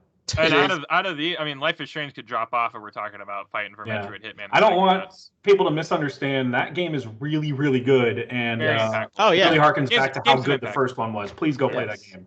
Yes, this is more about trying to find balance in a shared ranked list. Compromise, everybody. I actually have, where do I have Life is Strange? I have it number 8, right behind Resident Evil Village, just ahead of Death's Door, which I also loved. So, I mean, Life is Strange is fantastic. But I do think Metroid Dread, Hitman 3, and Psychonauts 2, I have them all ranked higher than it. So I personally would like those to be higher than. So right now we have 11. Are we doing a 10 plus 1 list, or are we kicking something else out? No, let's kick something else out. Let's start slicing throats. Yeah, so I think it's got to be in the bottom 3. We got to get rid of one of those 3. Yeah. I think for me, between these 3, I've got Hitman ranked below Psychonauts 2 and Metroid Dread. Okay. That's where we can just put it to a vote, because again, I have played Psychonauts. To me, it's not something where I'm like, this is a top 10 game for me. It's just you gotta beat it. It's just let's do the vote. Let's do the vote. I hate to be like, you gotta beat it. No, I know the story. It's a story-driven game. It's just so Tim has said enough about like how it's actually really like there's a lot of emotion to it, and I appreciate that for sure. It's just it I don't know. It's just not. All right, so Jeff, how do you order these 3? Metroid Dread. By the way, before we do these 3, we've got 8 up top: Forza 5, Halo Infinite, Guardians of the Galaxy, Resident Evil Village, Deathloop, Tales of Arise, Valheim, Lost Judgment. Is everyone in agreement that those are 8 games that are in, and we're deciding on between these bottom 3? Yes. I respect those choices. That's what I'm gonna say. That's what I'm gonna say. I don't hate that. Yes. I mean, I do not want to leave this podcast. I hate the Halos there, but that's fine. It's whatever. Listen, I already, and it would. Because you're a noob. It would not require that we remove. Fab, could you shut up? Listen, I hate Halo. By the way, Returnal's the better game. Listen, you guys can't actually pick Halo because you didn't even buy Halo. Okay, so I'm just saying. didn't even buy it. That's true. Didn't buy it. Played. Yeah, we're not supporting it. That's true, guys. Yeah. I played about a dozen hours of Tales of Arise, and I've got it at number 20. There you go, bro. You're a savage. Boom. You're a savage. Yeah. Finishing this fight. All right. So, Finishing this fight we're for gonna the 20th time. Because each of us are co-hosts on this show, we each get a chance to put our favorite in, and I think that's fine. I think that's good. I like that. I like that though. But Jeff, I is think your favorite co-host should get 2 votes though? Jeff, my favorite's Forza. It's going to be at the top regardless. Okay. So who cares? Okay. All right. Who cares about me? But I like the idea of having like, all right, if you've got a number 1 or like a darling game that you're like, I would hate for not to make it, then. Psychonauts 2 is the one that I really want at least to make the list. Like that's the one that I'm like, okay, I've said goodbye to too many things that I like. All right, so you would maybe move that one up if that's his darling, because Jeff doesn't have a darling. You would pick. Oh, that's a good point. Well, okay, let's see how the vote turns out. So Jeff, you would rank these: Psychonauts 2, Metroid Dread, and Hitman 3. All right, so which one? Yeah, Psychonauts 2, Hitman 3, then Metroid Dread because I didn't play enough of it. All right, and Derek. Top one would be Metroid Dread, Hitman 3, then Psychonauts 2. Hater 8 over here. Kyle. Hitman 3 at the gay top. art style. Hitman 3 at the top, Psychonauts 2, Metroid Dread at 3. Okay, doing some math here, and then Dan. Metroid, Returnal. Hitman, Psychonauts. Returnal. Well, I mean, Returnal's already gone. I mean, you noobs couldn't handle Returnal. Yeah. We got Tales of Ching Chong basic RPG in there, all right? God damn it, Jeff, with your chings and your... It's Tales of Cliff. All right. Cliffs that rise or whatever. So I would do generic bull crap. You're generic bull crap. Hang on, did I do I know. Look at Look you. at Captain America. Captain America. You're so vanilla. You're so Wait, did I do that right? I don't know. I can't see your. Yeah, we can't see anything. Yeah, we can't see. I didn't reshare it. My bad. I We actually missed our faces, I guess. So I did. I think I did that on purpose so we wouldn't see the numbers till the end. But I think I did. I might have done the math wrong. I think, but I didn't do mine yet. The way I have it ranked is Metroid Dread first, Psychonauts 2, and then Hitman 3. Psychonauts 2 is getting the axe. As long as I did the math on that right. I think I did. It adds up to 30, right? So that should be correct. Yeah. Yep. Democracy. That's how it works. I want to change my vote then. I want to put Psychonauts 2 at the top, Hitman 3 at the bottom. So that means Hitman 3 gets knocked off. Whoa. Are you being serious? You already cast your vote, bro. You already cast. You mailed it in. If you don't mind, I want to redo. Yeah. Yeah, I actually. If we're talking about. I don't like the political changes here, guys. If we're talking about like saving something that needs to be celebrated that I think doesn't get like Hitman 3 is good. Everyone's saying that. You know what I mean? Yeah. We all know. Yeah. Even people out there, but like Psychonauts 2, I feel like it's got an uphill battle of being like accepted. I say throw that bad boy on there. Because it's ugly. Oh, people like you broke up there. I'm sorry. It's quirky and unique. It's not ugly. It's because of uncultured, unartistic people like you calling it ugly. Listen, Captain America, it's ugly. It's ugly. It's ugly. Jeff, I think Hitman 3 is outstanding though, and it not being on our top 10 is crazy. So it is. Jeff, the issue is Floridians don't know how to spell the word art, so you know. But we had to put Tales of Arise in there, so you know. Yeah, I mean, I'm gonna champion Tales of Arise. It's because you guys like generic crap. That's all right though. I mean, I'm gonna champion it too, but not it's really not generic, literally at all. All right, so that means our honorable mentions consist of Hitman 3, Life is Strange, Kena, It Takes Two, Ratchet and Clank, Returnal, and Back 4 Blood. Guys, all this did was just prove that we are an Xbox podcast. That's all that this list did. Which is so funny because I think a lot of us is on there. Yeah. And Lost Judgment. But Microsoft gets the money. And I mean, Returnal got the boot for no reason. But there's even a PC game on here. I think this is for no reason. No, Nintendo got locked out this year. Sorry, Nintendo. Yeah, no, Metroid. I'm sorry. I'm not gonna lie. I am actually super surprised that Returnal didn't make it. Not because like I wanted to champion it. I thought you guys would champion it more. I'm really surprised by that. Because you're all noobs. You're not on my level. I said I only had good things to say about that game. That's the only reason that you want it in the list is because you beat it. You beat it, and we you're did. not on my want list. to brag about it. I mean, I could just do that without it being on the list. Yeah, no, I don't think difficulty makes a game good or bad. It's I didn't say. Yeah. No. Yeah. It's other things. That's not the problem that game has by any stretch. I'm fine. The difficulty level is fine. Yeah, no, it sounds like nobody. I mean, I thought it was hard, but like, it's not a dock for me. Like, I knew it was hard going in. So Yeah, that's not I wasn't surprised by some like, oh wow, this is hard. Like, I'm being honest about my frustration. I never played it and went, that was a cheap death as far as like the enemies took me out. Right. It was a cheap death that the game was like, I'm just gonna consistently punish you for exploring.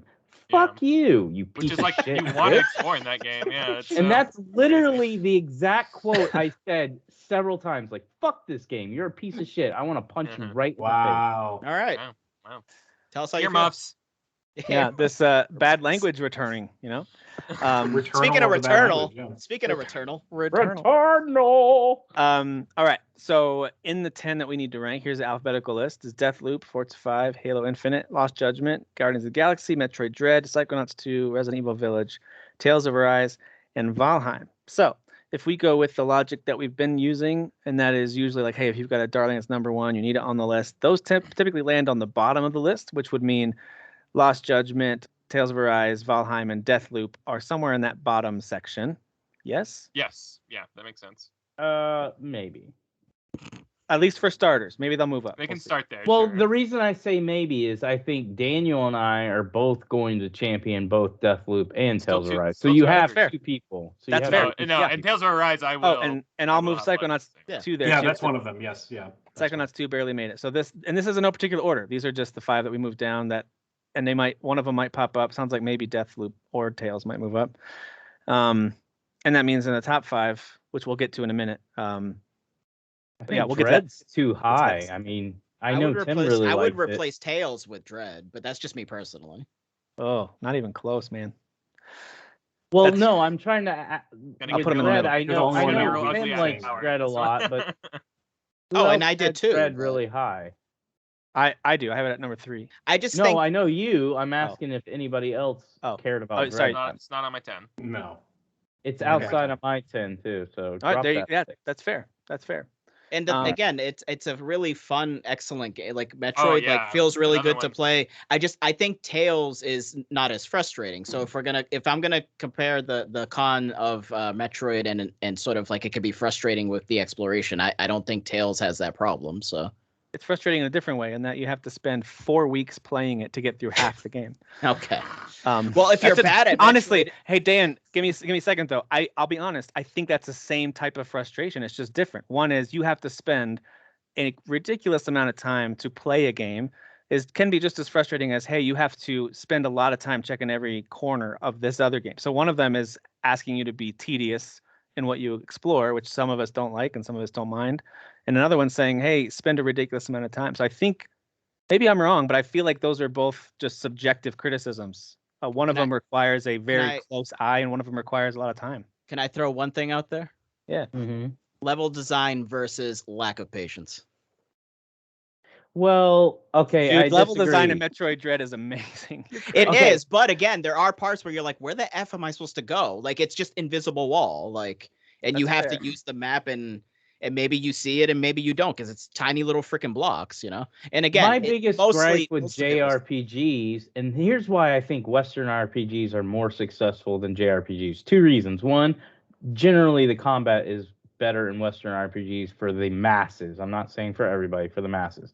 The other thing is most Western RPGs are more to the point with the main story. And so you could actually, if all you're doing is playing the main story, you could beat it in 25 to 30 hours.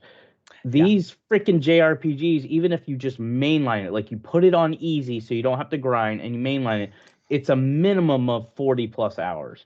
They drag. That's my biggest issue with JRPGs is like, and then if you're playing it on normal, then you're not going to be able to mainline it because they're going to beat the hell out of you for being under level. So it's not skill based, it's under leveled. And so you have to grind. So you're now adding another 20, 30 hours. So that's my issue. That's not like a patience thing. That is like, it's a broken system. You've done this for 80 gazillion years, maybe change it up. Well, it's not necessarily. Well, it's not broken. For me, it's an issue of patience because, like, so all right. So let's say you're playing for 40, 50 hours.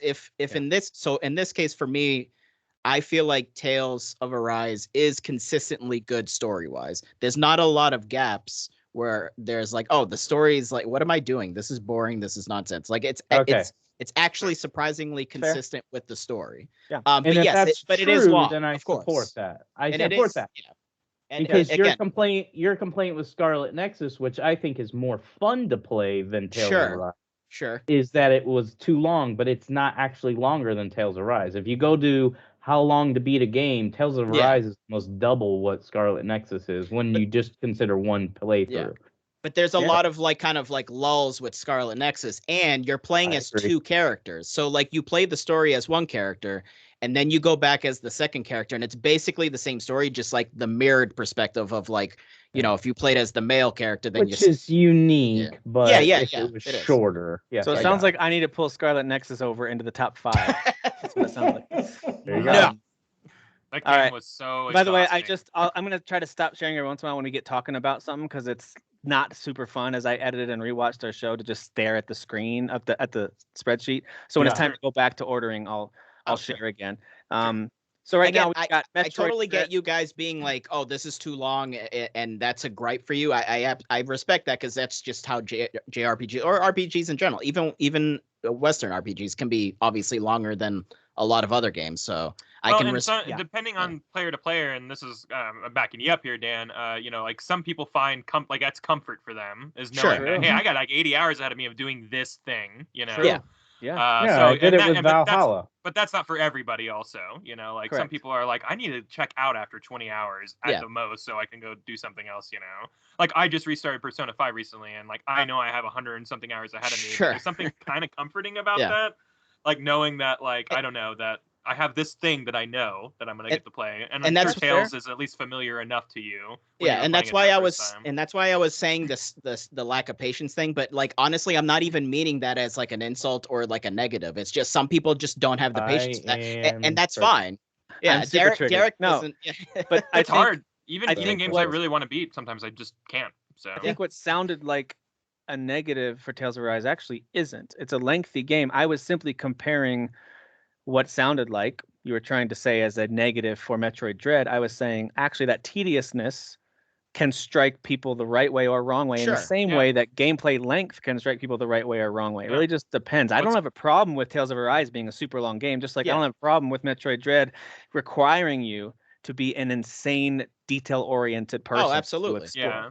So I'm okay. That's what the game's asking of you. So. To me, those are just the way those games were designed. I don't have a problem with either of them doing that. So I was trying to simply, honestly, just cancel out your criticism of Metroid Dread. Cancel culture. Got it. Thank you. Cancel Samus. I was trying to negate. Can I say that? I was trying to negate that argument against. It's also close to the other. Gamergate. Got it. It was really just me speaking to the couple of moments, and again it didn't bother me that much. It's just what bothers me more is getting lost than a game being long. That's fair. Yeah. But a game being too long, in my particular experience, totally subjective. No one else has to agree with this. That can make me fall off the game completely and never go back. Absolutely. The game being frustrating. If the gameplay is good enough and the story is interesting enough, or there's other elements that keep you going, like Metroid Dread, which is not a long game, it just has moments of these gates where you kind of have to stuck for a minute and then you push through it. I feel like more people are going to finish a game that has those little frustrating moments that you feel like, I wish they would have guided me to that a little more clearly. And more people are going to drop off Tales of Arise because it does feel like, even though the story is interesting, the characters are way more interesting than past Tales games. That is very true. But I do feel like after a while, if you're not really into that type of storytelling or the anime world of the way stories are told, you're going to be like, I can't do 5 more. You're going to be like me. 80 more seasons of that. It's not even that anime though. That's what I was trying to tell you guys with the PlayStation. Don't even pretend. It's not. Dude. It's You're just acclimated to that art style. That's all it is. It's 100%. I'm actually being like, I'm trying to be professional here. God damn it. I'm trying to say I watch way more anime than you, Mr. Expert of anime. All right, it's not that anime. I mean, it's definitely anime, but it's not fair. that anime. That's fair. That's totally fair. So that's why, to me, why were we arguing? I don't even remember. Well, we're arguing like Metroid placements right now. Okay, so the comment was, does Metroid Dread, if I can say it, belong? Here, let me share the screen again. Does it belong in the top 5? And it sounds like it does not, based on where everyone else has it ranked, and I think that's fair. That being said, I think it belongs somewhere in the middle with Tales of Arise, because it sounds like Derek and Dan really like Tales. Myself and Dan really like Metroid, and a few of us are on the edges of that. Like some of you played Metroid Dread, some of you played Tales of Arise, and you're kind of, neither one of them are at the tops of your list, but you like them. These both can be at the bottom for all I care. I really don't give a crap. You can be at the bottom for all I care. Tales of Arise is my number 6 on my top 10. Metroid Dread is not even close to existing in my world. Like, dude, I'm in the same boat, except I've got Dread. I've got Dread at 3, and I've got Tales at 21. So yeah, I'm in the same boat, just switched. So it's the same thing. Tales is at 11 to me because I'm only at hour 20, and like I know I just haven't. Again, there's games I've beaten this. I have a really weird thing about I haven't beaten a game yet. It can't be on here. Yeah, it's tricky with RPGs too, because if you stop playing for a while, you're gonna be like, well, what am I doing? Like, yeah. And then what about Metroid for you, Kyle? Is it the relatively same spot, like just out of the top 10? Yeah. Metroid's not too far off for me either. It's another one that like a lot of people I saw like in our group just kind of like started this game and dropped off and never picked it up. Some were a little more unhappy with it. Some just kind of just stopped playing it like myself. That's one I do plan on going back to. I think it's a very quality game, and I don't think there's anything wrong with the game asking you to be detail oriented, because there's not a lot of games. Yeah, there's the not biggest a lot of games complaint I really saw was the fights with the whatever. The Emmys, The Emmy Awards. The parrying was ridiculous. I couldn't ever get that down. But that's why I was like, I'm not a Metroid fan. I'm not gonna sit here and try to learn all this shit. I'm out. All right. They were hard. So these two are floating somewhere in the middle. I don't know where yet. Are these 4 in the bottom? So Psychonauts 2, Valheim, Deathloop, Lost Judgment are all at the bottom of this. I feel like I'm the only one who's played Lost Judgment, so that should just be at the bottom. Just because, I mean, I think Deathloop should be higher, but again, it depends really on how high Daniel has it. I have it at my number 2 spot. Dan, let me take a guess. Both have it over Psychonauts too. I think Dan has it over Psychonauts and over Metroid, maybe equal with Valheim in the same boat. No. Valheim would edge out a little bit more. So they're pretty close, right? For you, Valheim yeah. But you would have it above. So Psychonauts. number 10, Lost Judgment. Number 9, Psychonauts 2. That's what it sounds like to me. Yeah, too. That's what it sounds like. Even though it's criminal, but whatever. That's fine. Hey, it's in the top 10. I would say Psychonauts 2 over Deathloop, Valheim, and Metroid Dread, and for me at least. I think Dread needs to just keep dropping, even if it's not Deathloop. It sounds like Valheim should be up there, not Metroid Dread. I mean, that's how I'm feeling personally. And I don't care about Valheim. And I haven't played it, but I just know that it's a lot of FOMO for me, where I'm just like, I have to play that game. It sounds so good to me. Dude, FOMO is the worst, isn't it? Really it's is, Okay, can we not say FOMO? FOMO. No FOMO. Is that a no word? Is that a no? I've learned a new way to make my 14-year-old cringe to the point where he just wants to leave the room. Is if I will say something as like a statement and then say no cap as an almost 40-year-old, he hates it. Oh my god, so what much. Is that? Dude, you know what my niece? Mean? You know what my niece hates? My niece hates when I say sussy baka, and she's like 8th grade or whatever. She will leave the room when I say sussy baka. What does that mean? What does that even mean? That's all my sons say to my daughter to make fun of her. She's sussy baki. She's sussy baka. What does that mean? I don't know what that is. I'm with Kyle. I'm like, I have no idea. Dude, so no. Okay, but what's Baki? What is that? Baka is you watch anime. Oh, Baka. Okay, someone said Baki. Excuse me. Oh, okay, that's Baka. Yeah. Baka is idiot, moron, stupid. Yeah, it's all those. So no cap is just basically saying no lie, like for no real. Lie. It's like saying like for real. Like Yeah. guys, I am the best at this. No cap is like saying for real. Yeah. So it's just a dumb way of saying it, and I say it in the most I mean, I already say it in a dad way naturally, but I overemphasize how cheesy No dad cap, guys. and I'll even take off my hat like, no cap, am I right, son? And he's like, I'm leaving. I hate everything That's about perfect. this. I hate I love That is the ultimate dad joke right there. Yeah, that's good stuff. No cap, right? No cap, huh? Huh? Hey, where are you going? Why are you packing your bags? All right. Gosh. So anyway, I had to throw that in there. So Thanks, I hate it. Where were we? Oh, we were talking about Video games. Deathloop, Valheim. Sounds like Metroid Dread is sliding down right above Psychonauts. It should be 8. Get it out of here. Jesus. Wow. And then, I mean, you say what I'm thinking. I just don't, I don't want to step on toes. Too bad. I think Stan's toes with Tales of Arise. I think these three are interesting because Valheim, Deathloop, and Tales of Arise are kind of interesting, and a lot of it comes back to Dan, I think, because he's played all three and likes all three, and I know he loves Tales of Arise, but Obviously. I don't know that. I don't know, Derek. Do you like it enough to put it above Deathloop? I do. I think we should vote on these 3. Okay. Because of course I want Deathloop higher than all 3 of them, but I just don't think. I think realistically it's going to either fall to where Tails is or stay where it's at. I think Valheim's going to remain where it's at. It's really Tales of Arise. I'm going to give it, a 2, and Deathloop a 3, and Valheim a 1. All right, let's do this. Dan, what do you got? I don't want to hurt any of these games. I don't want to hurt them. Okay. Tails. Tails would be 3 points. Valheim 2. Deathloop 1. Kyle, what would you do?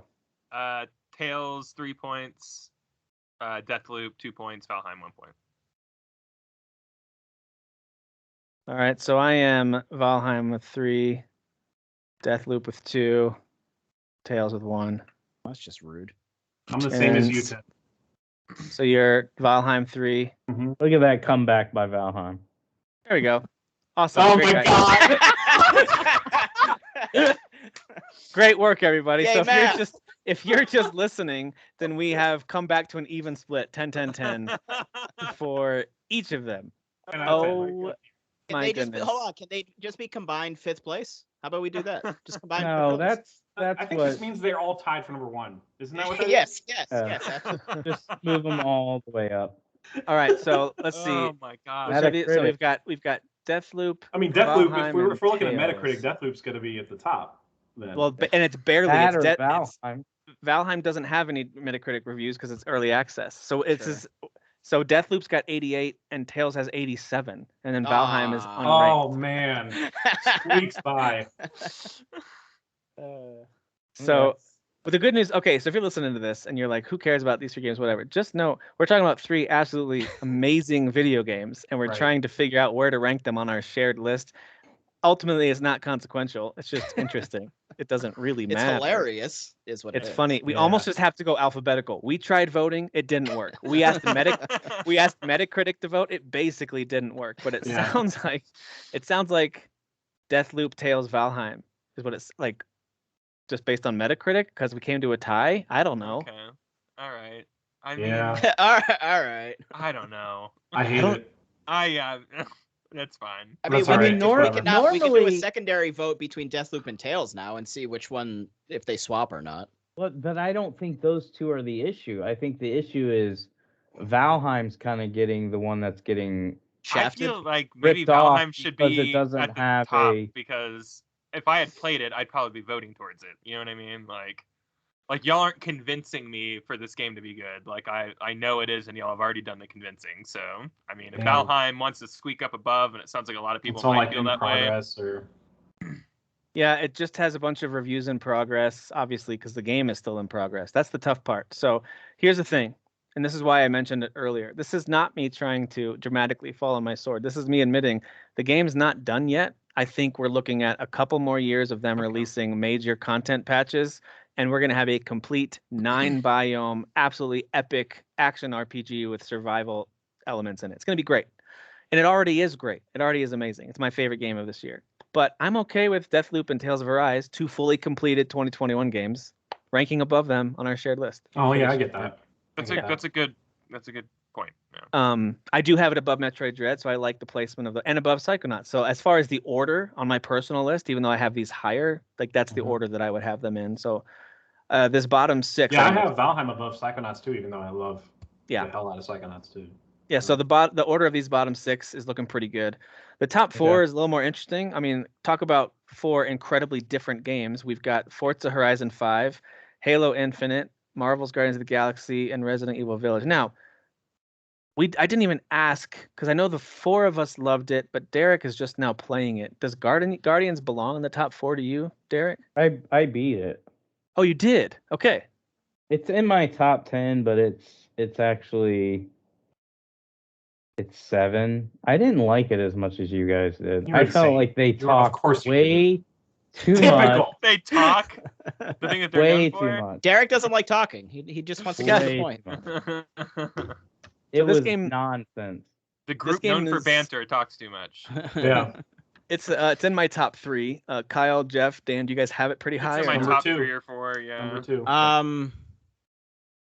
Yeah, I mean, it would definitely be top 5, maybe top 3. I'd have. Okay, so it's not crazy for it to be in our top 4 because Derek, who has it the lowest, still has it in his top 10. Am I hearing that right? Even though it's yeah. Okay. Resident Evil Village. Does anyone have that as their number 1 game or even top 3 game? Top 2 for me, or number 2 for me. It's 3 for me. Okay, it's at number 8 for me, which is good because you guys know I'm not the biggest Resident Evil fan, and I love that game. So that's number 8 for me. It's a big deal. Jeff or Kyle? Number 2 for me.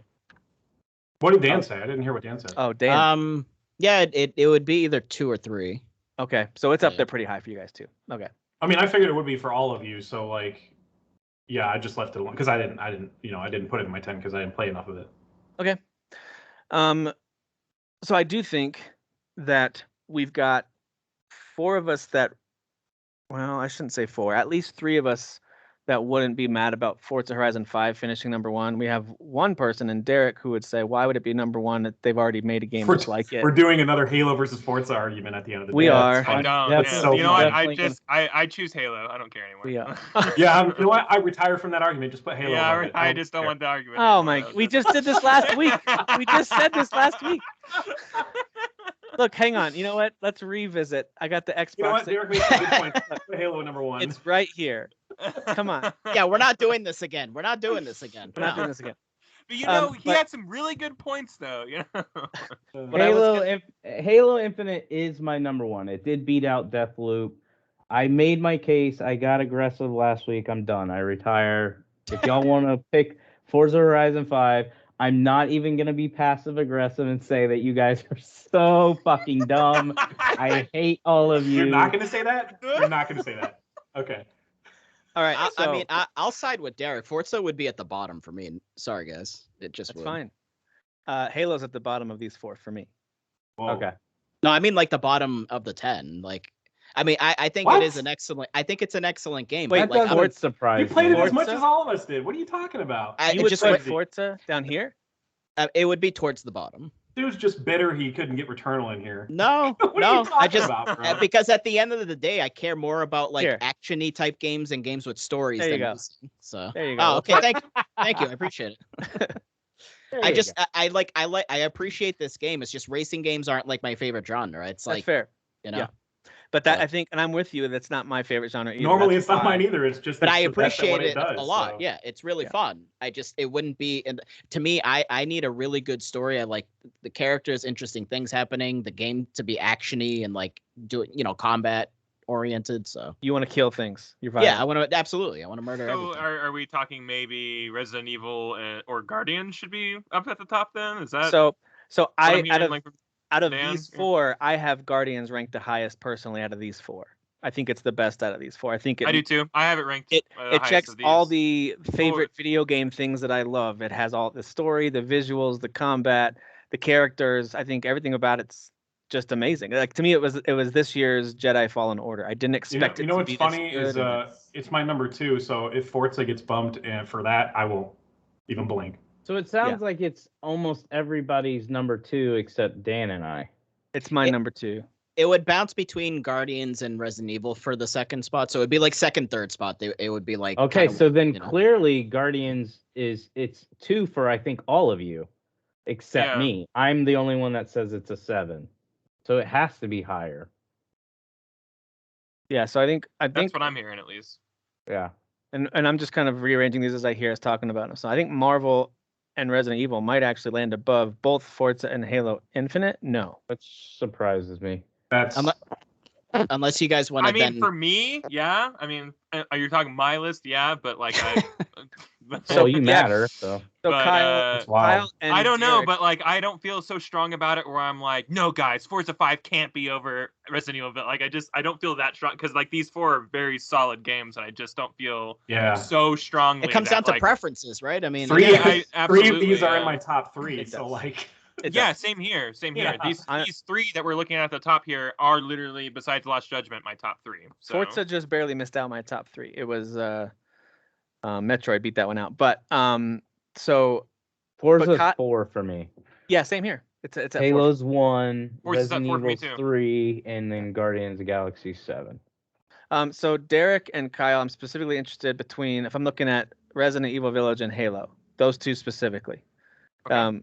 Where would you guys rank those 2? Because I know you both love both those franchises, and you've played both of these games all the way through. I know a few of us have played a combination of these, but you 2 specifically have played them both all the way through. Like Jeff didn't play RE Village, and Dan hasn't played Halo Infinite. That's why I'm asking you 2. Right. So where would you rank those 2? And I know you love both. And I gotta be honest, I didn't beat Halo Infinite yet. I still have like that last stretch. But you played a ton of multiplayer, which is part of the game. I played so many hours of that game. Absolutely, yeah. For me, I would rank Resident Evil over it just because like I'm invested in that universe a little more. So now you're talking about like what am I more of a fan of, you know? Okay. So that would be for me, and I just think there's a lot more interesting like characters and stuff like that going on in Resident Evil, like larger than life monsters and bad guys, rogues gallery like we were talking earlier. Yeah. And just like a lot of fan service and stuff like that. Halo Infinite also completely defined and changed the entire way that franchise like operates. So it's like I don't know, the pros and cons lists here are pretty neck and neck for me with these 2 games, to be honest. I would edge it out to Resident Evil Village. I don't know, Derek, how do you feel about these 2 games particularly? I mean, it's hard because you've got 2 of my favorite franchises right here, especially like this year I became like a Halo fanboy. I do have Infinite rated higher, so I'm going to obviously pick it. But I've also beat Resident Evil Village 3 times. I'm halfway through my 4th playthrough, so I always come back to the game. Like I literally was just playing it last week. Wow. So it's that good to me. But for me personally, I'm going to stick with Halo Infinite. But I can already, from the vibe I'm getting, it seems like Halo Infinite is going to be 4. I don't see it being able to move up because I'm the only one that has it at the 1 spot. And Marvel's to me is clearly number 1. Like I don't see how it can't be number 1. So really to me it's between Resident Evil and Forza. Which one should be 2? But that's the vibe I'm getting from everything. I am too. That's why I've kind of shifted them around this way. That's at least what I'm hearing. Dan or Jeff, anything you want to add on to any of these 4 before we probably end up doing a vote? Because I like doing the votes. I think Tails should be in the first spot, but that's just okay. And Returnal should be 27. You know what? Got it. You know what? I'm moving what, Dad? Tails. Wait, you gonna send me my room? Should have been done a long time ago. I'm moving Tails. I'm moving Tails back to round 1. Well, now you're just being an ignorant slut. All right. That's good. Dwight, you ignorant slut. Dwight, you ignorant slut. Okay. So, but anything else about anymore? Can you? I mean, Dan, you love Resident Evil Village. Yes. Where do you have that on your personal list, out of curiosity? Yeah, like, so, I mean, again, obviously, jokes aside, Tails would be my number 1, but Marvel and Resident Evil would bounce between second and third. Like, I'm not going to be mad. I see. Okay. Yeah, where it is right now is fine for me, and then tomorrow you'd ask me. And you have Forza ranked a little lower, but you haven't played Halo Infinite, so 3 and 4 in this particular case aren't that big of a deal to you. I see. Yeah, that makes sense. I acknowledge that Halo Infinite people clearly enjoyed it. Like the extra time it took for them to develop clearly worked out, and people enjoyed it, and it's a good, solid game. So fantastic. Okay. Okay. Best Halo. Jeff? Yeah, I think the only thing I would add is that with Halo, I think the good thing is they kind of did in a way they kind of did what Assassin's Creed did, and they were like, we have this formula and it works, and then people are starting to get sick of it, and now they've changed it and it actually worked, which is really hard. So that's why I gave that game so much more praise, is because I'm like, it's not easy to change, and they made some significant changes to change what they changed in a series that's already set in stone what you get every time it comes out, and to be able to pull it off. And the way they pulled it off, I can see the next Halo actually being way better, because even this one as a package is still lacking in some stuff. There's clear things that you could be like, well, they could have diversity in environments. They could have more in the world. Like, you can tell that's all left out because of all the issues they had developing the game. So if you set that aside, now they have a foundation, you know they could fill this world in way better. Yeah, and if they had co-op, I think people would hardly be saying anything about it being incomplete. I think co-op was the thing. If they had campaign co-op, people would be like, "Oh, I hope they add more to the world later or in a sequel." I don't think anyone would be saying this game feels incomplete. I think the co-op was the reason it feels incomplete. I beat the game, and I've done not everything because I don't do collectibles. I want to play it again. Like, I boot it up still and just start shooting things. But I want like a new game plus, and I want co-op. If they'll add those two things, then you'll see me back in it again. That'd be so awesome. Again. That'd be cool. That'd be cool. All right, well, let's do. Let's just vote it out. I think the order that's right here is where it's going to end up landing. But let's vote it just to be sure. I'll go first this time, since I think last, and then Jeff will go because I think we went last. We went last the previous time. We went last time. We went last time. Right. So I'm going to go with Marvel gets my 4 points.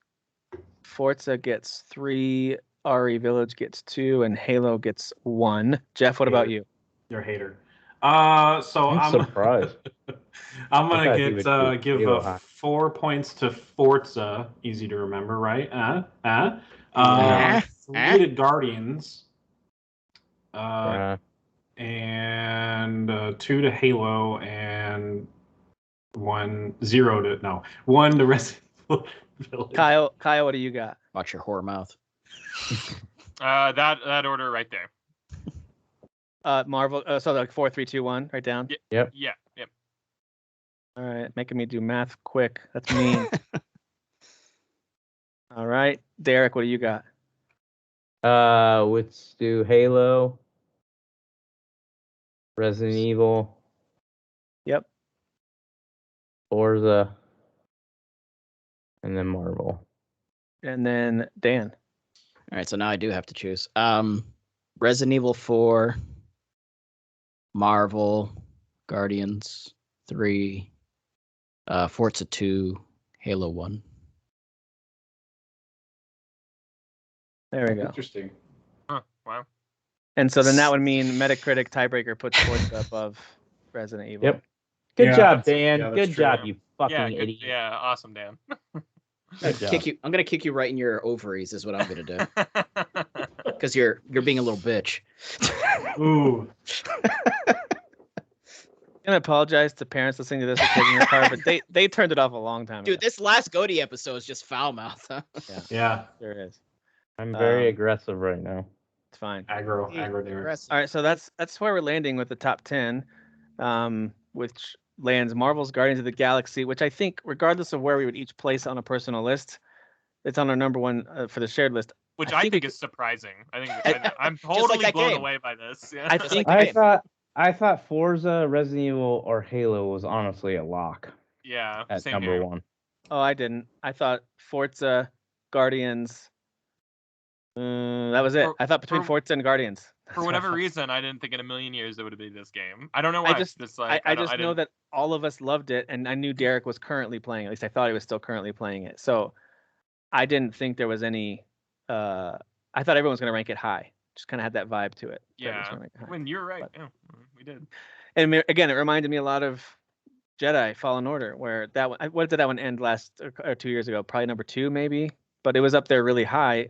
I think Kyle and I were on those episodes, and I I think it might have been like that. It might have been Outer Worlds, Guardian, or I'm sorry, Jedi Fallen Order, and maybe Control. It was something a combination of those three, maybe. Yeah. But anyway, it was kind of the same thing though, where all of us were like, yeah, we really liked it. So yeah, that's what happens when you have it. And Derek mentioned it early on. This list is really messed up because we have so many separate number ones, number twos, number threes. So if you find the common ground, Guardians is one of the biggest pieces of common ground. I mean, Derek had it the lowest ranked, and it was still in his top 10. The rest of them, almost all of us had, for all these games, I think at least one of us where it was like, nah, it's not on my top 10. Like, I think on all the rest of the games, someone didn't have it even on their top 10. I could be wrong. Yeah. Like, so for Forza, I don't think Dan has it on his top 10, right, Dan? Forza? I know you didn't make the list. He doesn't have a top 10. He's stupid. Have a top 10, bro. Be prepared for the show. But I think he made a whole PowerPoint. How about you? Yeah, I was gonna say. Hey, how about you actually show up more often? Right? Okay, all right. Half of these games aren't in my 10. That's really fun. Yeah, really. That's really fun. That's how to be fair, Jeff, you do play a lot of trash though. No, I play amazing. No, I don't. Valheim, Metroid. So I don't. A lot of these games aren't in my top 10. So let's go through the list for those who are just listening on audio, and then we'll share our personal favorites of the year. So, at number 10 we have Lost Judgment. Number 9 is Psychonauts 2. Number 8 Metroid Dread. Number 7 is Valheim. Number 6 Tales of Arise. Number 5 Deathloop. Number 4 Halo Infinite. Number 3 Resident Evil Village. Number 2 Forza Horizon 5, and number 1 Marvel's Guardians of the Galaxy. I gotta tell you, it's a surprising list in some ways, but also kind of not, because this is the kind of year that it was, where you've got someone's number one that either didn't make the list or barely made the list, and is at the bottom. And so it's one of those years where you got to just find the common ground. Those games that everyone was like, oh yeah, that was pretty great. Not my personal favorite, but that was pretty great. Those are the ones that sneak in and launch to the top. That's just how it goes. So there you go. So I do want to hear your personal lists though. So we can just go alphabetically. So that means, Dan, I know you didn't make. Did you actually tell us to do a top 10 Because if you did, then my bad. But no, I did not. So what I was going to say was, if you didn't, then Derek, STF you. All right. What I was going to say was, let's go alphabetical. But Dan, we can actually start with Derek, and then you can go last if you want to quick jot at least the top 5, maybe. Like here. Yeah. Do you know how to type, Dan? Do you know? Nope. How to type? I don't. So, Derek, why don't you give us? And we've already talked a lot about these games, so we can just go through our lists pretty quickly here. So, Derek, tell us what your top 10 is, starting with 10, working your way up. All right, 10 Returnal, 9 Ratchet and Crank. I wrote Crank. It's fine. 8 Outriders, 7 Guardians, 6 Tales of Arise, 5 Kenya, 4 Forza, 3 Resident Evil, 2 Deathloop, 1 Halo Infinite. Oh man, that's funny. Ratchet and Crank. Jeff hates your list, I think.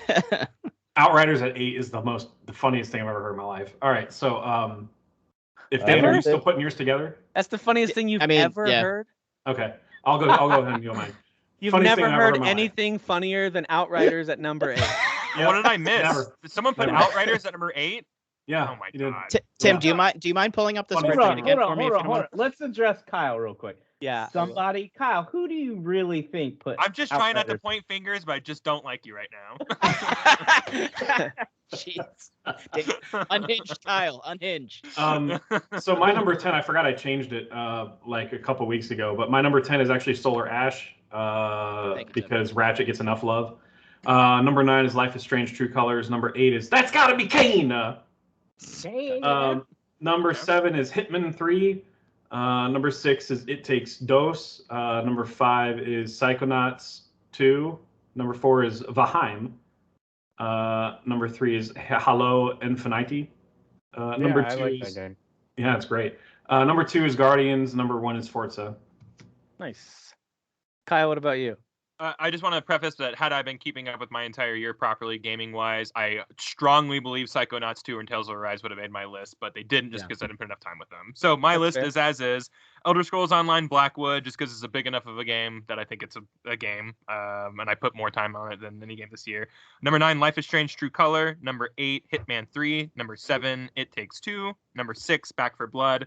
Number 5, Halo Infinite.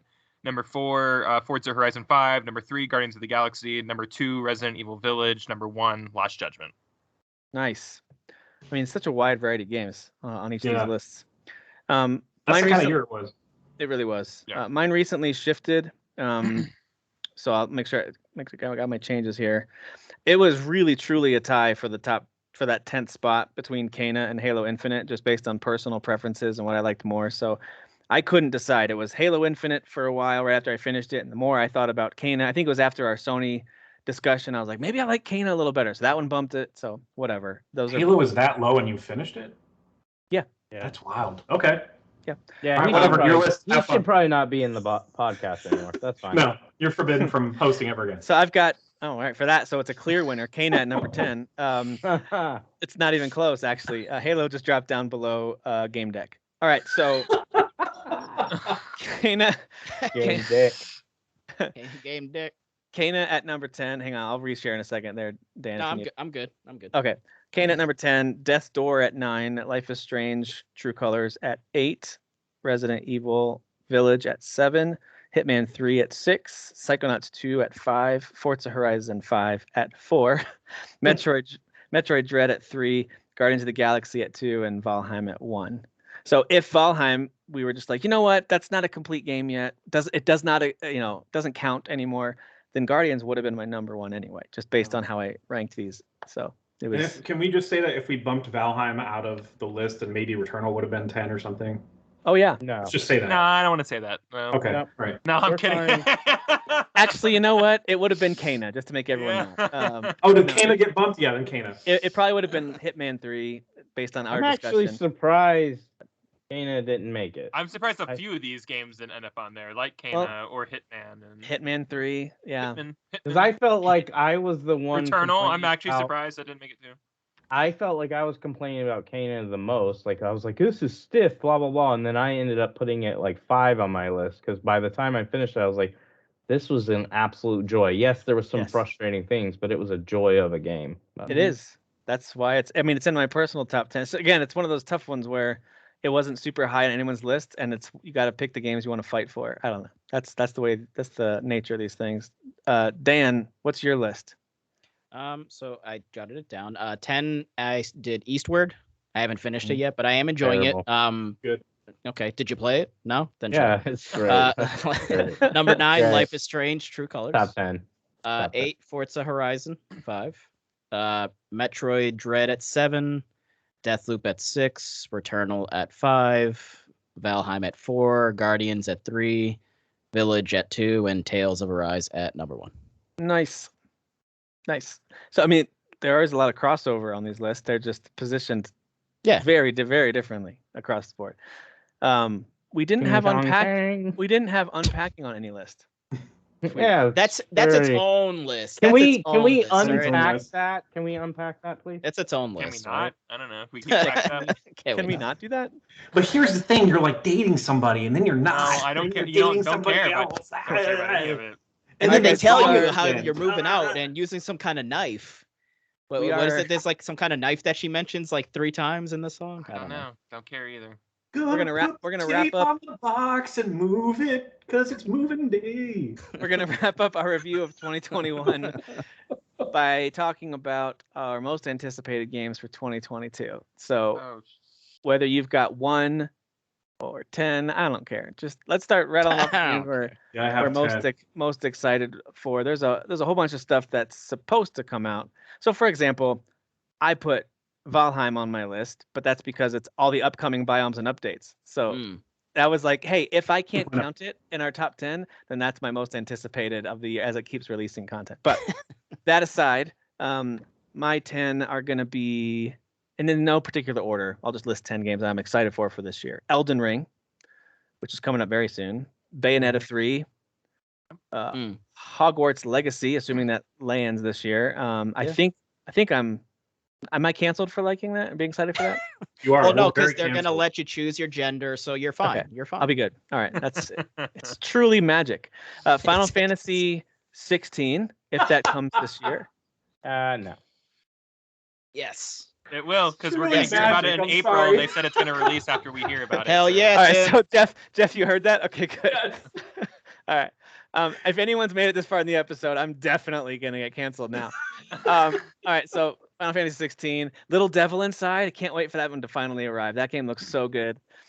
Plague Tale Requiem, Mario plus Rabbids Sparks of Hope, God of War Ragnarok, Horizon Forbidden West, and Breath of the Wild 2. So I don't know if all those games will make it this year, but if they do, boy, 2022 is going to be great. Yeah. Kyle, what about you? Or you need to keep going through your list a little bit. Do you have... I mean, it's basically all the ones that you just said just now. I don't know if you said God of War Ragnarok. Yeah. Mm-hmm. Okay, well, yeah, then I'm doubling down on that one. I'm really excited for Starfield. Don't care. I love Skyrim. Love Elder Scroll. I hope it's as broken as those games too. That's how much I want people to be mad about it. I hope. I hope it's the same engine. You know what? I hope it's not only on Game Pass, but they give you money to play it. I don't. You know what? I hope people are so mad about it too. Anyways, okay. Anyway, Saints Row for me, huge fan. Lego Star Wars Skywalker, which is coming sooner than I thought it was now. Yep. And again, all the ones that you said, Tim, on top of like Sifu. Sifu would be one. Sifu, yeah, good call. Racist. Can't play. Derek, what are you excited for in 2022? I mean, I'm only gonna list what actually has a release date. Yep. And so I'm gonna go with the top one would probably be Horizon, and then Elden Rings, and then I would go with what's that? Borderlands. The next Borderlands. Yeah. I'm excited for it. Oh, Tiny Tina. I just don't know if it's supposed to be a guilty pleasure now or not. Yeah. And then Balan Wonderlands. And then I would say I would throw in I'm intrigued by Starfield. Like I want to see more. That is supposed to come out in November. They actually have a date. Yep. And then I'm excited to see more of Stranger of Paradise because I'm a big Neo fan, so we'll see if it'll be good. Chaos. I am too. I think that game's gonna be good, and I think everybody's just being dumb about it. So. Oh no, I actually am gonna get it. And it's gonna be no, not you, not people here, but just in general. Wait, guys, wait. Who are they there to destroy? Chaos. Okay, all right, good. And then obviously, if you look at my background, Dying Light 2, it's coming really soon, so that's the one I'm most excited for, just because it's gonna be here in like 10 days. Yeah. No, 11 days. Yeah, I didn't realize it was the 4th. That's crazy. I think it's the end of next week, right? So yeah, very cool. Jeff, what about you? So a lot of these, I didn't really care if they had a date on them or not. I just my gut feeling says they're coming in 2022, even if some of them might not. But Stray, I want to be a cat. I want to be a kitty cat in an open world. Yes. Trek to Yomi looks really freaking dope. It's like another samurai type game, but the art style's like kind of black and white, like Kurosawa and stuff. And it's like that one. Yeah, it looks awesome. Sifu, I know that's racist, but Sifu, I'm not allowed to like it. Because only white people made it, Dan. Yeah. Did you pay attention to our group? Yeah, I know. I don't know why they got a pass. Let's cancel Ghost of Tsushima too. Oh, is this an actual thing? Okay, I thought. No, this was it is. No, it's a real thing. Like people are mad at this game because the whole team is white. Shut the fuck up. Jesus. You know who doesn't care about that stuff? Japanese people. They don't give a shit. Yeah, anyway, they didn't give a shit about the Scarlett Johansson stuff and Ghost of the Shell. It's literally they were like, that's fine. It's literally white people that try to tell. White people ruin everything. Yes. I'm gonna say white people telling black people they should be offended. White people telling Asians they should be offended. White people telling white people they should be offended. Man. Earth sucks. All right, keep going, Jeff. Yeah, sorry. Horizon Forbidden West. I'm actually still playing through Zero Dawn, which is awesome. You guys already know that. So good. Yeah. Gotham Knights. I do suspect that'll be coming out. Forspoken looks awesome to me. That was the other one I missed. Yeah. That's the other one that you have to feel bad about liking because it's all. Yes. The Black Experience or something like that. Yeah, it's all white writers writing through a black experience or whatever. With Little Devil Inside, there was an issue like that too. There was like the savages that chase you in that one part. They had to change the aesthetic of that because they looked like savages, and that's offensive. I thought it was going to be because it wasn't actual devils that made it. Because we are the dumbest. We are the dumbest we've ever been. Okay, this is it. We're at peak dumb. Oxenfree 2 Lost Signals. I suspect that'll come out in 2022. They've kind of been hinting at it as a 2022 release. Plague Tale Requiem. Hogwarts Legacy, I'm over the moon excited about. I can't wait to be canceled buying that game. It's gonna be so much. I don't. Please take a selfie with the game so they can. Yeah, I am, and I'm gonna put there actually is something early on as you create your character. It asks you if you support trans rights, and if you say no, the game locks up. Explodes. The game locks up, and you can't access it anymore. No refunds either. No refunds. Yeah, no refunds. Yeah. And they donate your money to trans rights. They did just say this game's going to come out in 2022. I think it'll get pushed, but regardless, Suicide Squad killed the Justice League. I can't wait for that. Yeah. God of War Ragnarok is like my number one most anticipated for this year if it does come out this year. But hopefully they do a good story this time. I mean, the characters, the pacing was so bad. I mean, I hope they just fix it. You know what was really wrong with it? It was the writing. The writing, yes. Objectively, the writing was so bad in that game, guys. Hey, guys, am I right, guys? Yeah, I just feel like Kratos should be a girl. So, because I feel that way, I'm gonna write an article and then get likes and clicks and hate mail, and then I can say. I've got a couple of outlets that will publish that without question. All right, well, Dan, why don't you wrap us up with some of the stuff you're looking forward to for this year? It doesn't matter if you're repeating, because I know we just named a ton of games. Is it Persona 5 or 4 or whatever it is that's releasing? Yeah, it's the fighting game one. You're so excited for that, right? Yeah. And a side note, were you being snarky about Final Fantasy a second ago, Tim? Were you being snarky? That's literally on my most anticipated list if it arrives this year. Okay. Well, Jeff was smirking. What were you gonna say to Dad? What were you gonna say to Dad, Dan? I was gonna say some ching chong. You're gonna give him attitude on Jeff. Dude, that's offensive. Dude, listen. I don't actually think that game's gonna arrive this year. If you asked me to like make a prediction, but if it does, that trailer looked so good, and even though it would probably go to like my top 1 or 2 if it actually is coming out. So that is my number one. Yoshida did do that press release. What was it, last month? I think, where he's like, guys, like, I'm so sorry. I know I said I was going to give you information at the end of 2021, but COVID's been a real bitch. Which he's just been playing Final Fantasy 15 and loving it. Well, yeah, because it's a great You're game. talking about someone else, but anyway, the best Final Fantasy. No, it's because he's busy with Final Fantasy 14 because he's literally like the head of making sure that thing's running exactly the way it's supposed to. And they just launched their big DLC. Yeah, the Endwalker. Major accolades. People love it. Yeah. So he's a busy guy. So it's like, you know what? Just take your time. It's fine. But didn't he say that whenever he was gonna like show it off next, it would release shortly afterwards? He said he doesn't like to do piecemeal. Dishing out information piecemeal. He wants to do like a big blowout and be like, all right, like we're definitely for sure like releasing. We're seeing it in April for sure. I think didn't they set a date or something? Is it April? I think spring is what they said. Okay, no, it was a time frame. Excuse me. Okay. No, you might be right. Yeah, right. But that's I don't know. I'm hopeful, but I also don't think it's coming out this year either. Well, I was very hopeful though. I was hopeful for last year, but then once I realized it's like, these Japanese developers are struggling with COVID stuff, then it's like very racist of you. Yes, I know. Only Japanese developers. Only the Japanese. Primarily, yes. Primarily, Okay. It seems like they're still struggling with working from home. I don't know if their internet infrastructure is terrible, but it might be. If they were white, maybe if they were white. Okay. Number 2. So I added a couple more. I only had 5, but I added a couple more. God of War, Ragnarok, I have at 2. Elden Ring, Horizon, Forbidden West, Little Devil Inside, Forspoken, and then I don't know, man. I mean, I played the demo of Stranger of Paradise, Final Fantasy Origins. I played both demos. It's just it seems like a Swimming in Sevens kind of Final Fantasy, but chaos. It seems fun. Yeah. It seems fun. Yeah, it's just not going to be, the Final Fantasy that I want that year for sure. Yeah.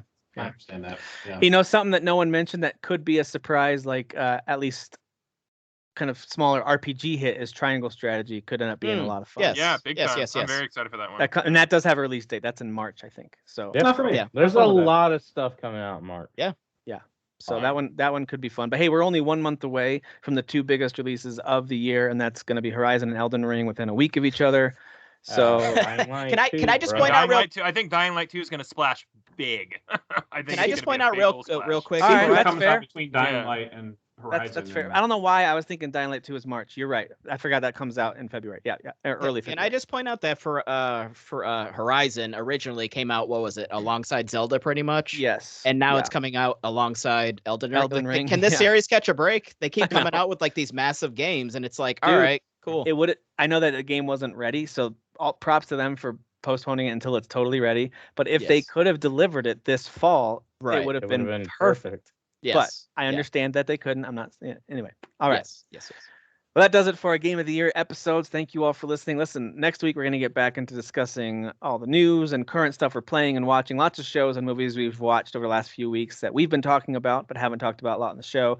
Tons of news, of course, Microsoft's gigantic acquisition. We'll talk about all of that in depth, but I wanted to keep these shows just focused on reviewing 2021 and just kind of reflecting on the year that was instead of, because we can dive into all these discussions about headlines and take forever. But we'll wrap this one up. We'll put a bow on our Game of the Year discussions. I thought they went pretty well this year. Appreciate you guys taking time for them. I know they were long episodes, so I appreciate it.